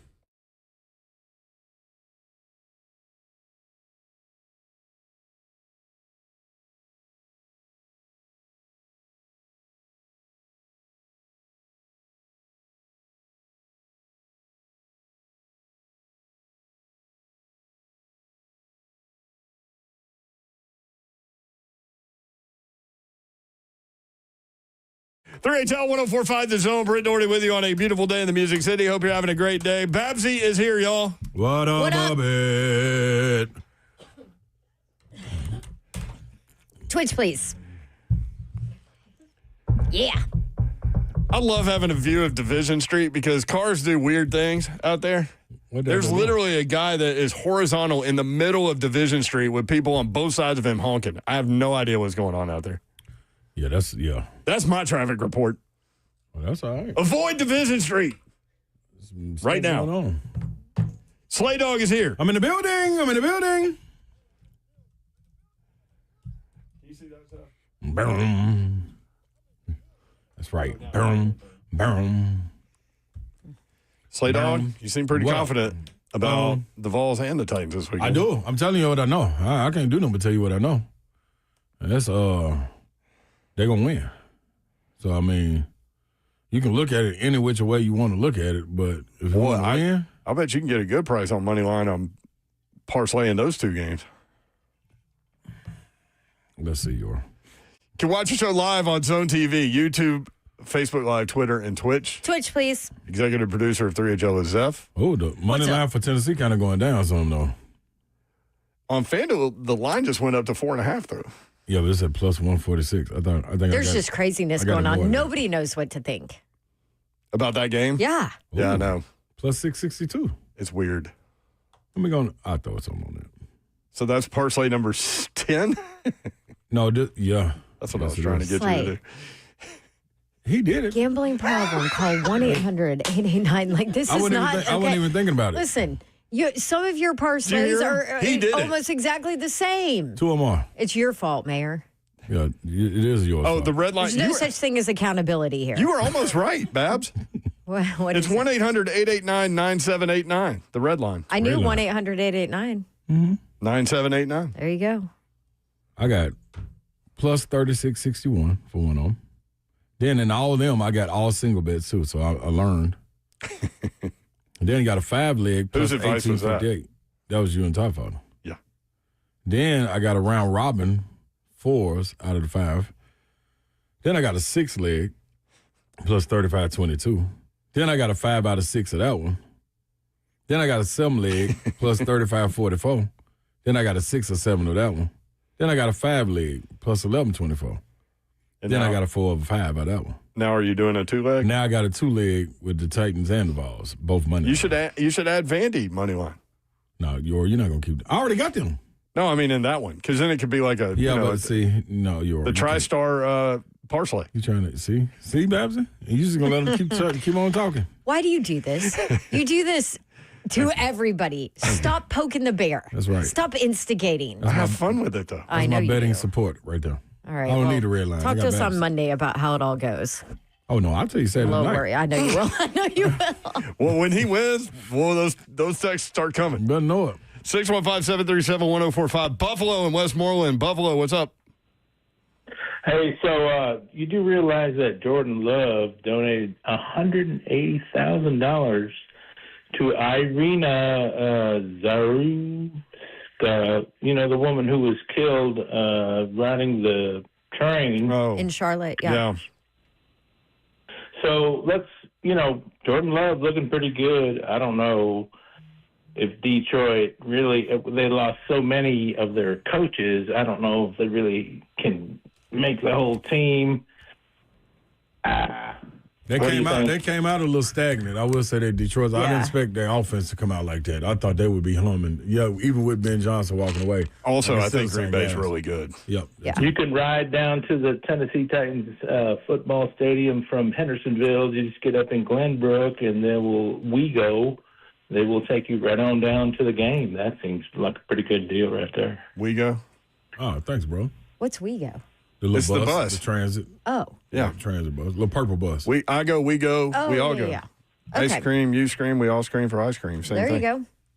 Except All right. different. It should be. How do we get on transportation? We were just talking about the Titans game on Sunday. Oh, okay. I think the atmosphere. I will be severely disappointed. Yes. If that place isn't rocking with I'm with Cam you. Ward's first home game. Dude, it I'm was with you. rocking for the last preseason game. Yeah. Because of Cam Ward. Yep. That dude is a rock star Yeah. in this market already. 615-737-1045. Thank you, brother, for the call. Joey in Cross Plains. Joey, what up? Babs, Slay Dog, Mayor. What up, What up, Doing Joey? well today. Hey, Joey. Yes, sir. All right, so I was having a good day until about 3:45, 3:50-ish, when I'm listening to you guys just having a ball, and everything on, and this caller Mike calls in. And it's, yes, I understand that, something bad in this world happens every day. But don't call in here like a chicken little cotton leg ninny, be like, oh, it's all doom and gloom. I hope the Titans win, but they're going to lose. No, man, that garbage should be saved for the end of the year. And not even that, when we're out there kicking tail. It's been one game. That defense held its own. The offense, yeah, they needed a little oil in here and there, but don't call into my favorite radio station talking that crap and acting like I said, like a little cotton leg ninny. What you need to do is get your baby blanket and your bottle and go in the corner and chill out. I will talk to y'all Friday, talking smack talk. Y'all have a good one. There you go, Joey. Appreciate you. Joey, yes, sir. isn't it cotton-headed ninny mugging? What? Yeah. It's cotton-headed ninny mugging I've never in my life heard that phrase. from the movie Elf. Oh, okay. Yeah. All right. You I know, thought that you was don't in like your seeing them type of movies. wiggle thing. Actually, I think that's the right way. Joey said it the right way. But Did the way we all know is cotton-headed ninny mugging from Elf. Well, what he was referring to was a tragic story and situation today, and that Charlie Kirk was assassinated, and he is dead. We offered our prayers. I know a lot of y'all are. No matter what side of the aisle you are on, that is a tragic story, and we acknowledged it, but we also do what we do, and so we do talk about life and life things, but hopefully we can end up putting a smile on your face at some point and have some fun talking sports. That's what we do. 615-737-1045. What? Tyler said Babs seen like 5 movies. So true. It is true. But she's seen them all like 85 times. I mean, she know So front to back, too. I could probably name him too. He's so true. What's that little weird actor that you've seen like all of his movies? I can't remember. But Major League, Elf, those are 2. It's not her brother. Clue. Yeah, it's not Clue. my brother. I haven't seen my brother's movies. Clue, that's 3, yeah. There's some weird little character actor that hangs around with Adam Sandler that you've seen all of his movies. It's not David Spade, but maybe it is David Spade. No, it's not David Spade. I know. You what know who you're I'm talking about? Yeah. Dark-haired I guy? can't remember, yeah. You've seen all that guy's movies. Oh, man. I can't remember his name. Misty in Bonacqua. Misty, what's up? What's up, my lovely family? What up, Misty? What are you doing, Misty? What's up? So, all these parlays, I hadn't betted in about a year. So I thought, well, I went on there Sunday, did 2 bets, $30, come out $6.60 in the good. There you go. That's what I'm talking about. So yeah, and Good just job, so y'all Misty. know, look, y'all bring happiness and a smile to everybody's face every day, no matter what. Mm-hmm. When I have a bad day, all I have to do is sit at my desk, turn on YouTube, watch y'all, and y'all make my day better. Oh, what I'm talking about. See, Thank you, Misty. Thank you, Misty. You always provide smiles for us when you call in with your positivity. Y'all keep doing what y'all doing. Y'all slay it like y'all are supposed to. Boom. Y'all have a great day, and let's go Vols. Yeah. Hey, and guess what, y'all? Everybody. She was so matter-of-fact in the way she said go Vols, too. And let's go Vols. Tennessee fans are really confident, I feel. Euro. I'm trying to explain to you what's going on. Like, this is about to happen. Like, There's nothing you can do about it. That's all I'm like. Just this one of the ones. Just roll with it. Like, don't even like. There's no need to try to figure. Like, Tom Father did a great job of the numbers and what that 8 years and 7, 8 years and 9 years and 11 years, all the years. It's been a year. Yeah, it's like okay, cool. That's all fine and well, but them years ain't this year. You know what I mean? This is a whole different year. Ain't even nobody never seen 2025 before. What did James Franklin say when he got the job and was asked about all the losing at Vanderbilt? He said, "What does any of that have to do with me?" See what I'm saying? And I listen. I know. Great way to live. Come on, dog. I sleep good enough. I'm about to sleep better. I can't really reveal it yet, though, but y'all, I got something nice for y'all that's going to make y'all sleep good. Lay, float, heal. That's what you need to know. Shout out my guy, Jimmy. Come on, my Vol. Go Vols. It all comes back to the Vols.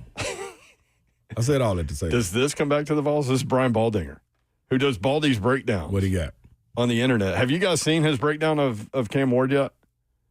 Yes. No. Okay, this is the audio from Baldy's breakdown of Cam Ward's debut. Listen. I honestly don't know what Cam Ward's stats were, and I don't really care because just watching him play, like he's playing the game the right way. The ball comes out of his hands fast. Like he's decisive. He's accurate. Like he sets his feet and he lets it fly. Like this speed out right here on timing, perfect to his tight end. Like it's one throw after another. 3rd and 13, you know what? Check it down. Let my tight end go make the first down. Make somebody miss. Like he's very decisive. And you watch these throws. He like right here, he gives his rookie a chance against Riley Moss. I mean, it's a jump ball. Like maybe the rookie catches it, he doesn't. Moss comes up and play. Maybe it's pass interference. Mm-hmm. Like you watch him throw this ball to Calvin Ridley. Like he's getting. Like, I don't know how he saw him across the field being chased in his own end zone, but he did. Like, this one goes right through Calvin's hands, it looks like to me. You know, maybe Ridley has a different say on it, but it looked like it went right through his hands. Like, he let it fly all the way to the end. 20-12 in the final minute. Like, where's Ridley at? Where's my star receiver? Let me give him a shot right here. All right, he sure did. Like, he had a chance to get the ball inside the 50 with under a minute. You know, last throw that I saw, I don't know, looked pretty good. Maybe the tight end could catch it. It's not far off. I like the way he played the game. He just gripped it and ripped it all night long. Gripped it and ripped it. That's why I got confidence. What did we say about Mariota and, like, why it didn't work here? Because people in the building were instructing him to let it rip over and over and over, and he just wouldn't do it. It was one read and run. Cam doesn't have that problem. Mm-mm. Easier to dial something back than force it. The comments we played from him in his press conference,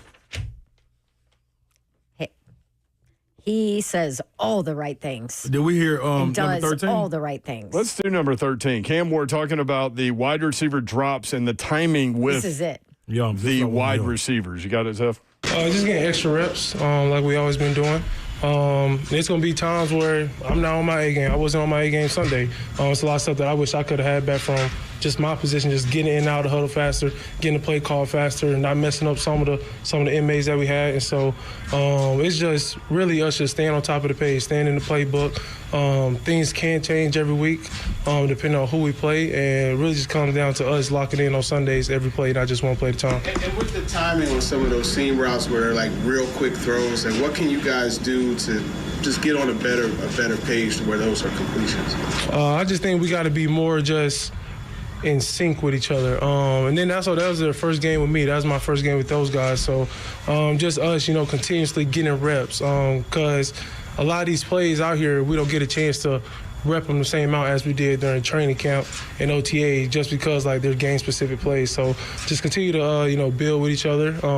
This week we're gonna hit on those plays. I mean, that's a big thing that you can't simulate that kind of pace and play and defense that Denver threw out there. In or terms that of noise.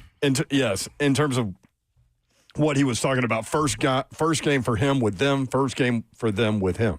Mm-hmm. I like it. I'm cool. I know it's supposed to be growing. I ain't gonna move the goalposts. I'm right here with it.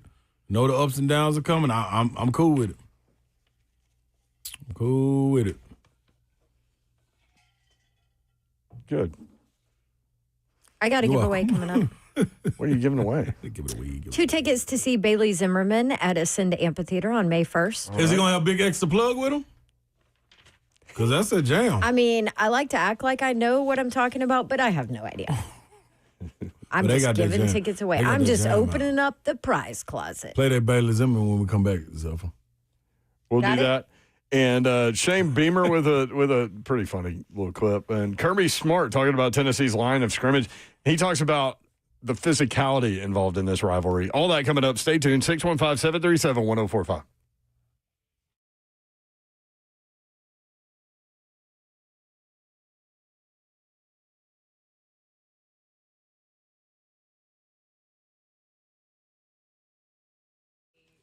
Upton Dodge Chrysler Jeep Ram. That's where you need to go to get that next new vehicle, whether you're looking for a car, truck, SUV, or Jeep.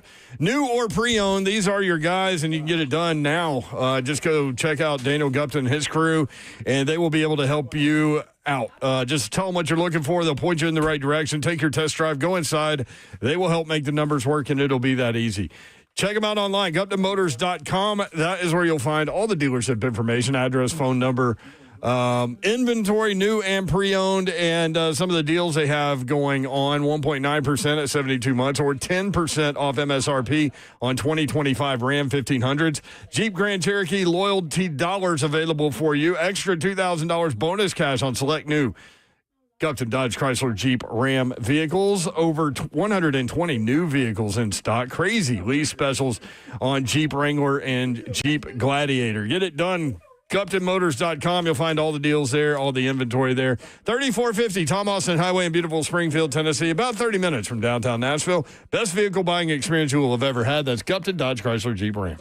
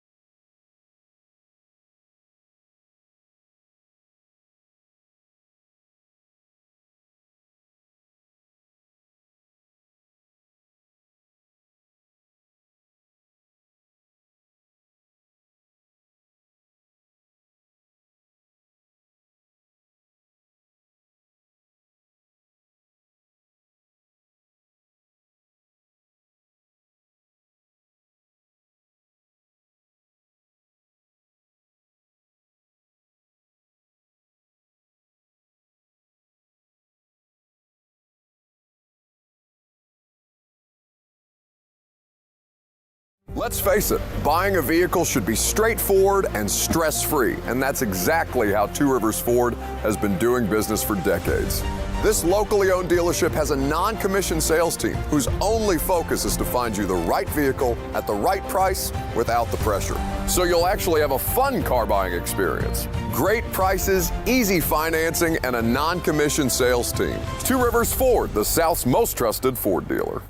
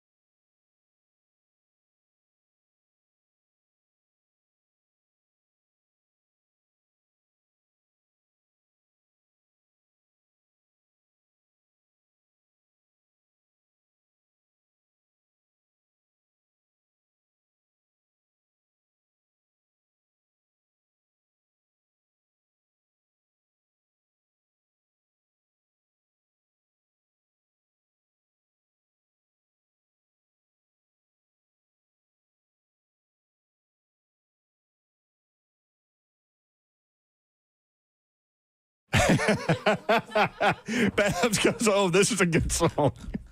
I didn't put 2 and 2 together. This is Bailey. Yeah. I'm about to give away these tickets. You doing it now or the end of the segment? No, end of the segment. Okay, good. Baby gonna leave me. Look at Slay. That's a slap, man. I'm telling you. Hey, man, Slay loves some of these country jams, man. That's all up. Oh, yeah. All right. No, I just say that for the people that get to come tailgate me. End of this segment. So in about 10 minutes, guys, I will hit the go. And no, Slay, you cannot win. I'm always in line, though, Babs. I know you love you some Bailey Zimmerman. Yeah, I'm definitely going to see Bailey. When I rode I feel out like we need to... Bailey Zimmerman on now. Who's Bailey Zimmerman a college football fan of? Do we know? A lot of those guys are Georgia fans. Let me go find it. It's really weird. Yeah, Luke Bryan. Like a lot of them. He's from Louisville, Illinois. Oh. Then it's probably Louisville. Unless it's Louisville, Kentucky, it's Louisville, no matter what state you're in. That's true. Sorry, Louisville, Illinois. Mm-hmm. I don't know, but that's true. I don't know, but it is true. Yeah. It's usually true. Y'all, I was on the radio in Knoxville, and I called Louisville in East Tennessee. I called it Louisville. You want to talk about the phone calls that came in? Yeah, you don't even play like that, yo. Hey, listen, man. You're not from here, are you?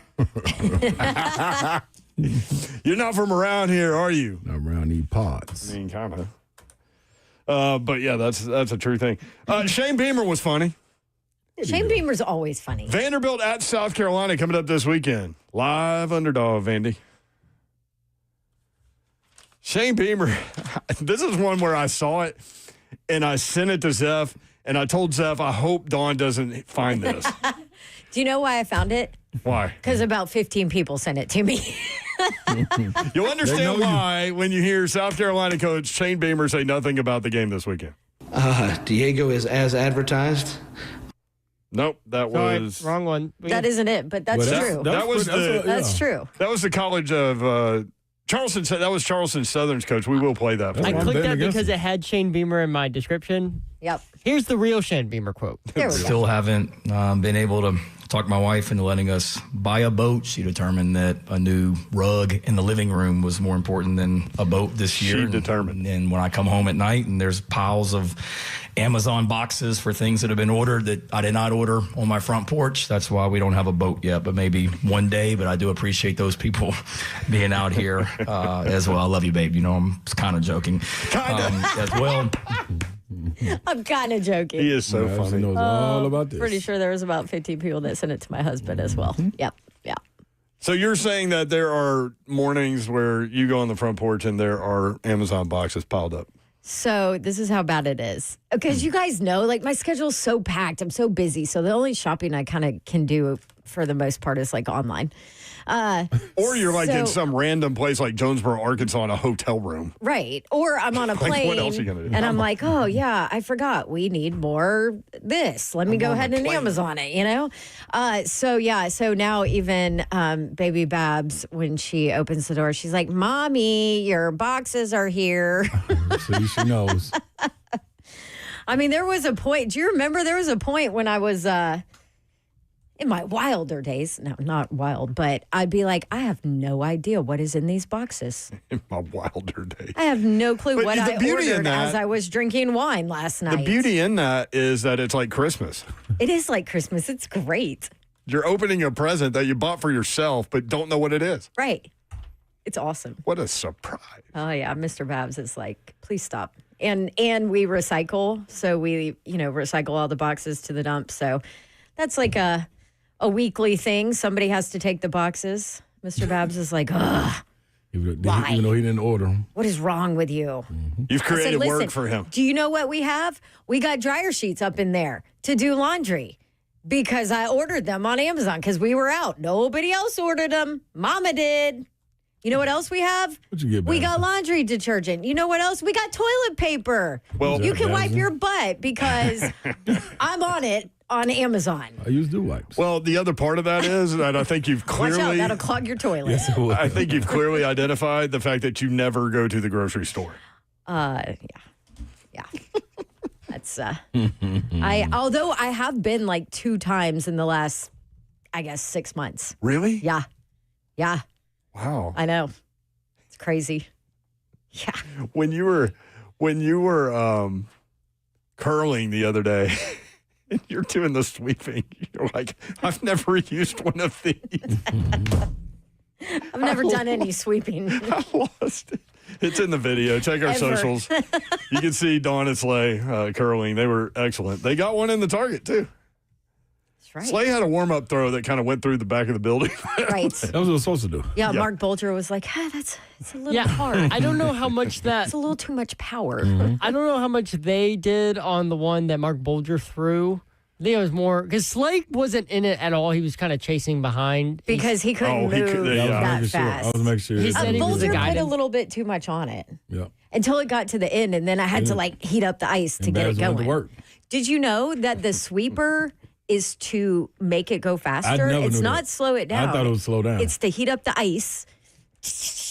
I thought it was slow When you down. first, Make when it you go two faster. knuckleheads first did it, that's what Babsy was sweeping it, trying to slow it down. She was like, I'm slowing it down. And Bolger's like, you're actually No, you're speeding not. it It's up. opposite. I was like, Pretty cool. got it. But, man, y'all got it down, man. You got that one stone in the white, right? Like in the target. Yeah, Right in it. right there. Yeah, we ain't playing no games. That was me Hell of a sweeping. duo. That Me was me a chasing. Sweep. Dan Lanning wasn't playing any games either. This was part of his little pregame speech after, and I guess we need to go into this a little bit. Yes. Oklahoma State's not very good this year, right? Like, so Mike Gundy knows that, and then he created this firestorm about they were getting ready to play Oregon. He starts complaining about their roster budget being $40 million and all this stuff. And Dan Lanning said the team actually took that to heart. They won 69-3, and it was Oklahoma State's worst loss since 1907, and that's the same year that Oklahoma was granted statehood. Oh, my gosh. So that's how far back that goes. Wow. This is what Dan Lanning, some of what he said before the game. Let it rip. The great thing about us is we don't need any extra motivation to come in and want to whoop your ass. But it sure does help when your opponent pours a little gasoline on you. And they poured a little gasoline. The great thing about this game is what they think versus what I know. I know about this team's work. I know about this team's sacrifice. I know about this team's connection. Right? That's going to be a separator in this game. Because if you're going to come in and you're going to be talking shit, it's time to cowboy up. But guess what? The Bull don't care. And today, we're the Bull. Let's go with the He even used cowboy up. Talking about Oklahoma State Cowboys. You don't hear Dan Lanning like that very often The behind the effing scenes. Bull. You know what I mean? I liked it. Wasn't that good? I play for that. If you're a player, that would. I'm playing. I love the fact that he said we don't need it, but if you want to pour gasoline on, because it becomes, you talk to coaches, and you know this, having played, and you do too, you cannot do that every week. Yeah. He did against Dion, though. He did. Well, but that's another one. But I you like- definitely do, right? I like what I like what he said, because sometimes, like, I think a player and just a person, just the normal mentality, like, if you go like that, so intense one week and you don't do it the next week, then maybe you don't feel it or something like that. Like, why are we not doing it? But I like that he made the point, like, we don't need it, but We'll That add that fuel to the fire. Mm-hmm. Kirby Smarts. He's I got know that. you. I know No, he you. got You that. joked about it, but No. he's got it Oh. when it comes to You said halftime, that. pregame speeches. I said that dude that. does it every week. Wow. Like, You he's better one have of the. that and that for halftime too. Like he don't miss with that. But do you know what? It comes off as super authentic for him. It is. Because he's a It's- little crazy. Plus, probably, he's still yeah. somehow is still able to tap back into player mode. Right. Because that's a player talk. That ain't no coach talking. Exactly. That's a player. Like Dan Lanning right there. That was Yeah.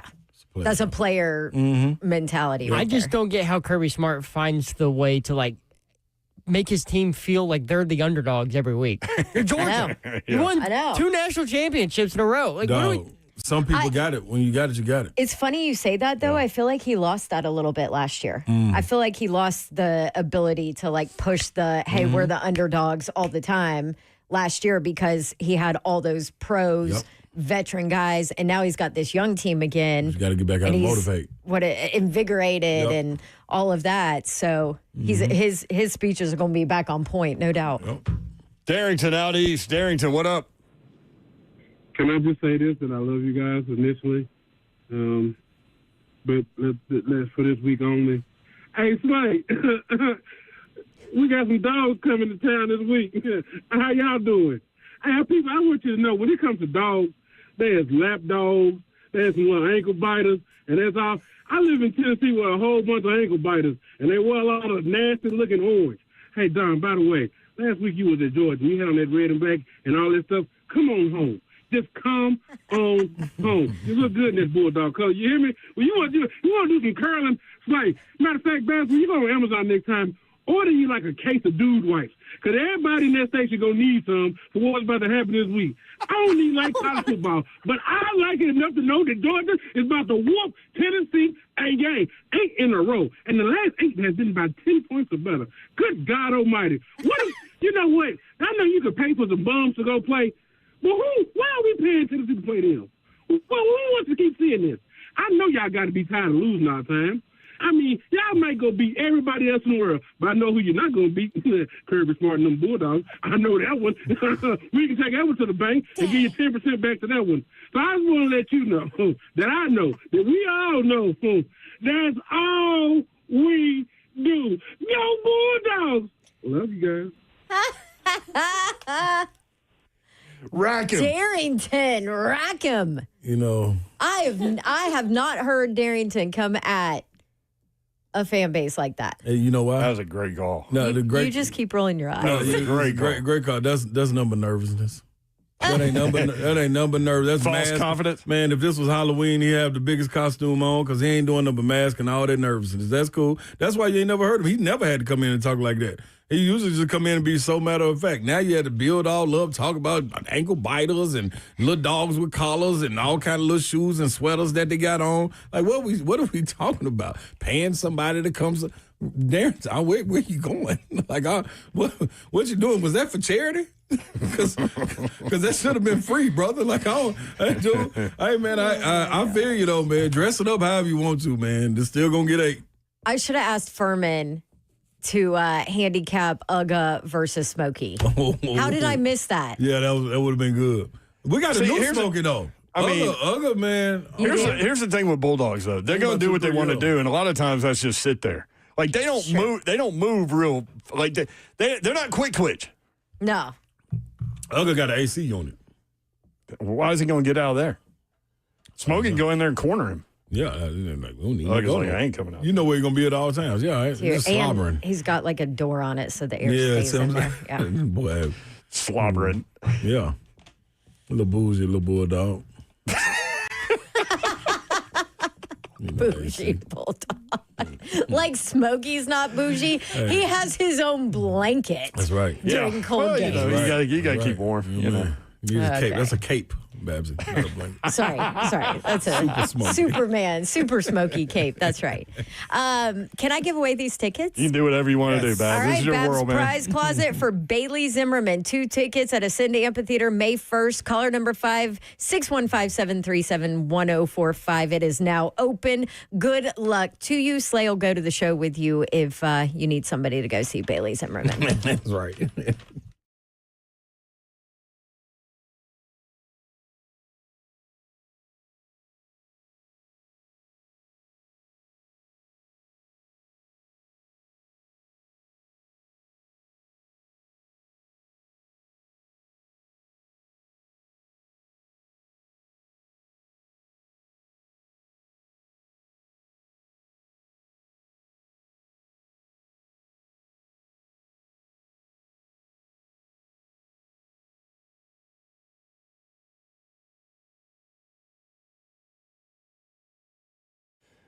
Well, I tell you about my friend Tom Pirtle, president and CEO of eSpaces. I'm going to tell you about his group at eSpaces.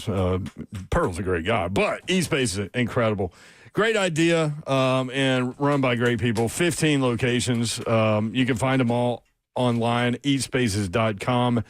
And basically what they're doing is redefining co-working with exceptional offices for every business. They've got 2 new locations, one in Cool Springs and one in Brentwood. But again, 15 locations, one near you. If you want to go work for a day, if you want to work for a month from there, if you want to have a meeting, if you've got a bunch of people that live in a centralized location and you want to get them into an eSpaces near everybody, you can do it. eSpaces.com is the website.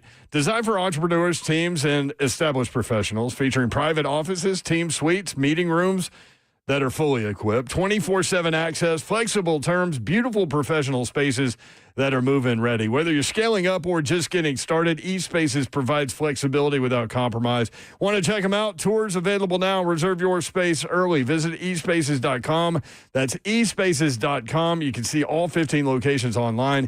eSpaces.com. What's happening, good people? Big Slay coming to you with Synergix and Low T Center. You got to combine these two things, man. You get you getting right now. Some advertisers over there. If you are your wife or your spouse are looking into a little weight loss treatment, they got options for you. You qualify for treatment, you get a free B12 shot as well if you start. So understand that right there. They have at-home care where you don't have to go into the clinic, but you can get it mailed to you at home. Understand that Synergix and Low T Center have been changing the lives of men across the country for over decades. It's not just talk. It's true. And in fact, one of my buddies just got started a few weeks ago. He's already feeling the changes. That's what it does. For a lot of guys, it can completely change every aspect of their lives. What does it do, you may ask? I'm telling you right now, testosterone. If you've never noticed you feeling a little tired, you're not motivated, you're aging, maybe your physical and mental change with your body is not adding up to the way you want it to, well, that could be your testosterone levels being off. So get into Synergex, go in, get to them, and I promise you, you're going to come out feeling the right way. All you got to do is go to fixmylowt.com. Go and check it out now.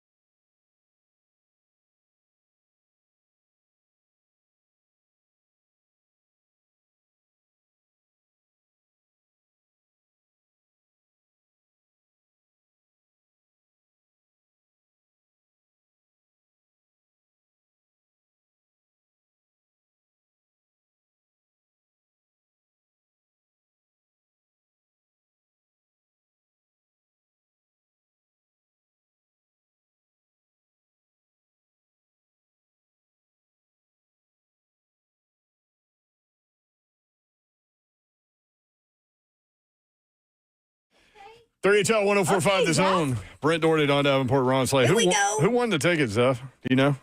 Yes, his name was Tyler Smith, spelled Tylor. Tyler Smith? Oh. Okay. Giles County? I wonder if Tyler gets mad at his parents for doing the OR. I said, well, when he said it, I was, because he said his email, and I was like, you spelled Tyler with an O, not an E? And he goes, yeah, blame my mom. Tyler? Yeah. Yeah. Come on, mom and dad. Why would y'all do that? Like, don't send your kids through pain, unnecessary pain. Did you just miss? Yeah, that's my second miss today too. Wow, man. We ain't been in the studio in forever. I hope your parslays are better than your They on fire, Babsy. shots. Babsy. There goes the Hocus Pocus. I hope she had to get on that little plane with the propellers. Hope all the other planes are grounded. And you got to get on the propeller plane like DuckTales. What are you taking to Memphis? Southwest? No, Delta. Oh. Southwest goes to Memphis now. I know, but there wasn't a direct, so I'd rather be on Delta. Oh, not direct to Memphis? Wow. That's Buff daughter, dog. You know what she's taking. Delta. You know my mama worked for Delta for 45 years. Bam in Nashville. Bam, what up? Fam, what's good? Everybody doing all right? Yes, sir. Yo, we got to find a way to get the wash away back this year.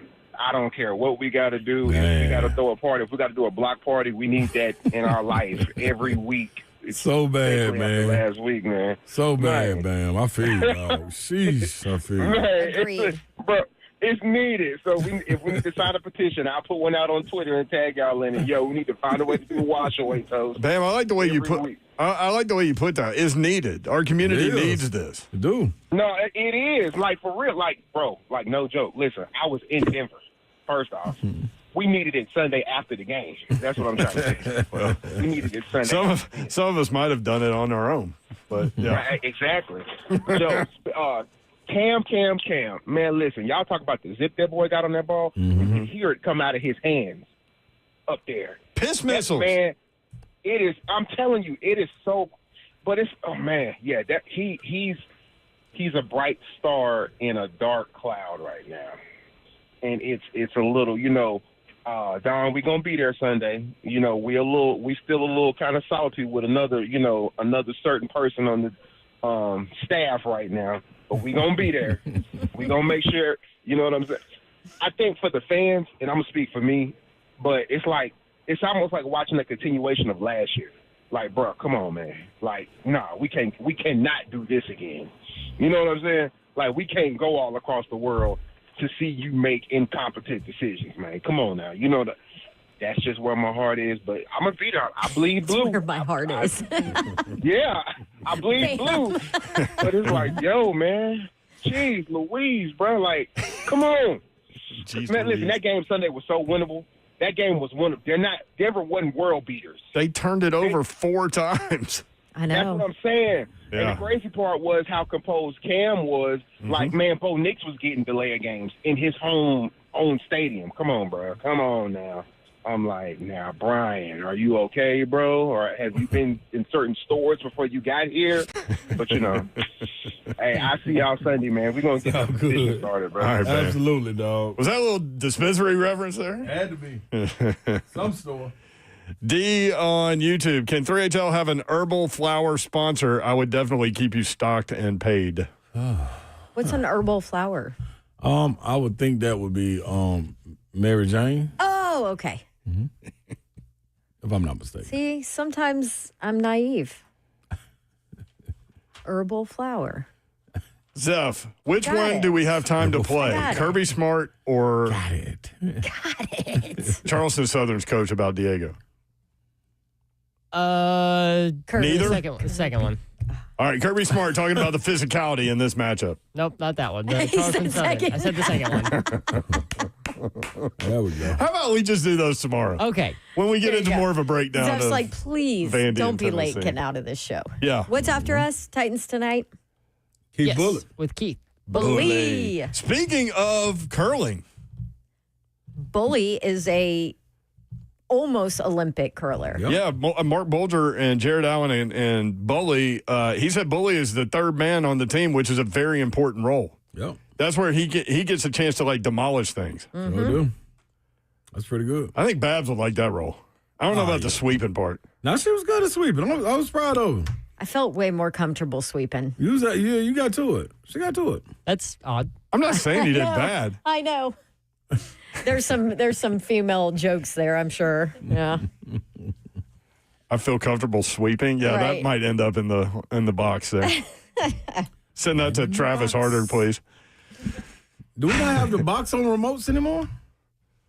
We didn't say put your name in the box yesterday. Oh, last time. Yeah. We have QR codes now. Oh, come on, man. Everything changing. We ain't got no wash away toes. The world is changing. Golly, man. Right before our eyes. Hey, I know it's been a tough day, tragic day, but we're here for you. We appreciate you guys putting us into your lives and your days. Good night. God bless. See ya. Wouldn't want to be you. Shout out to people loving one another.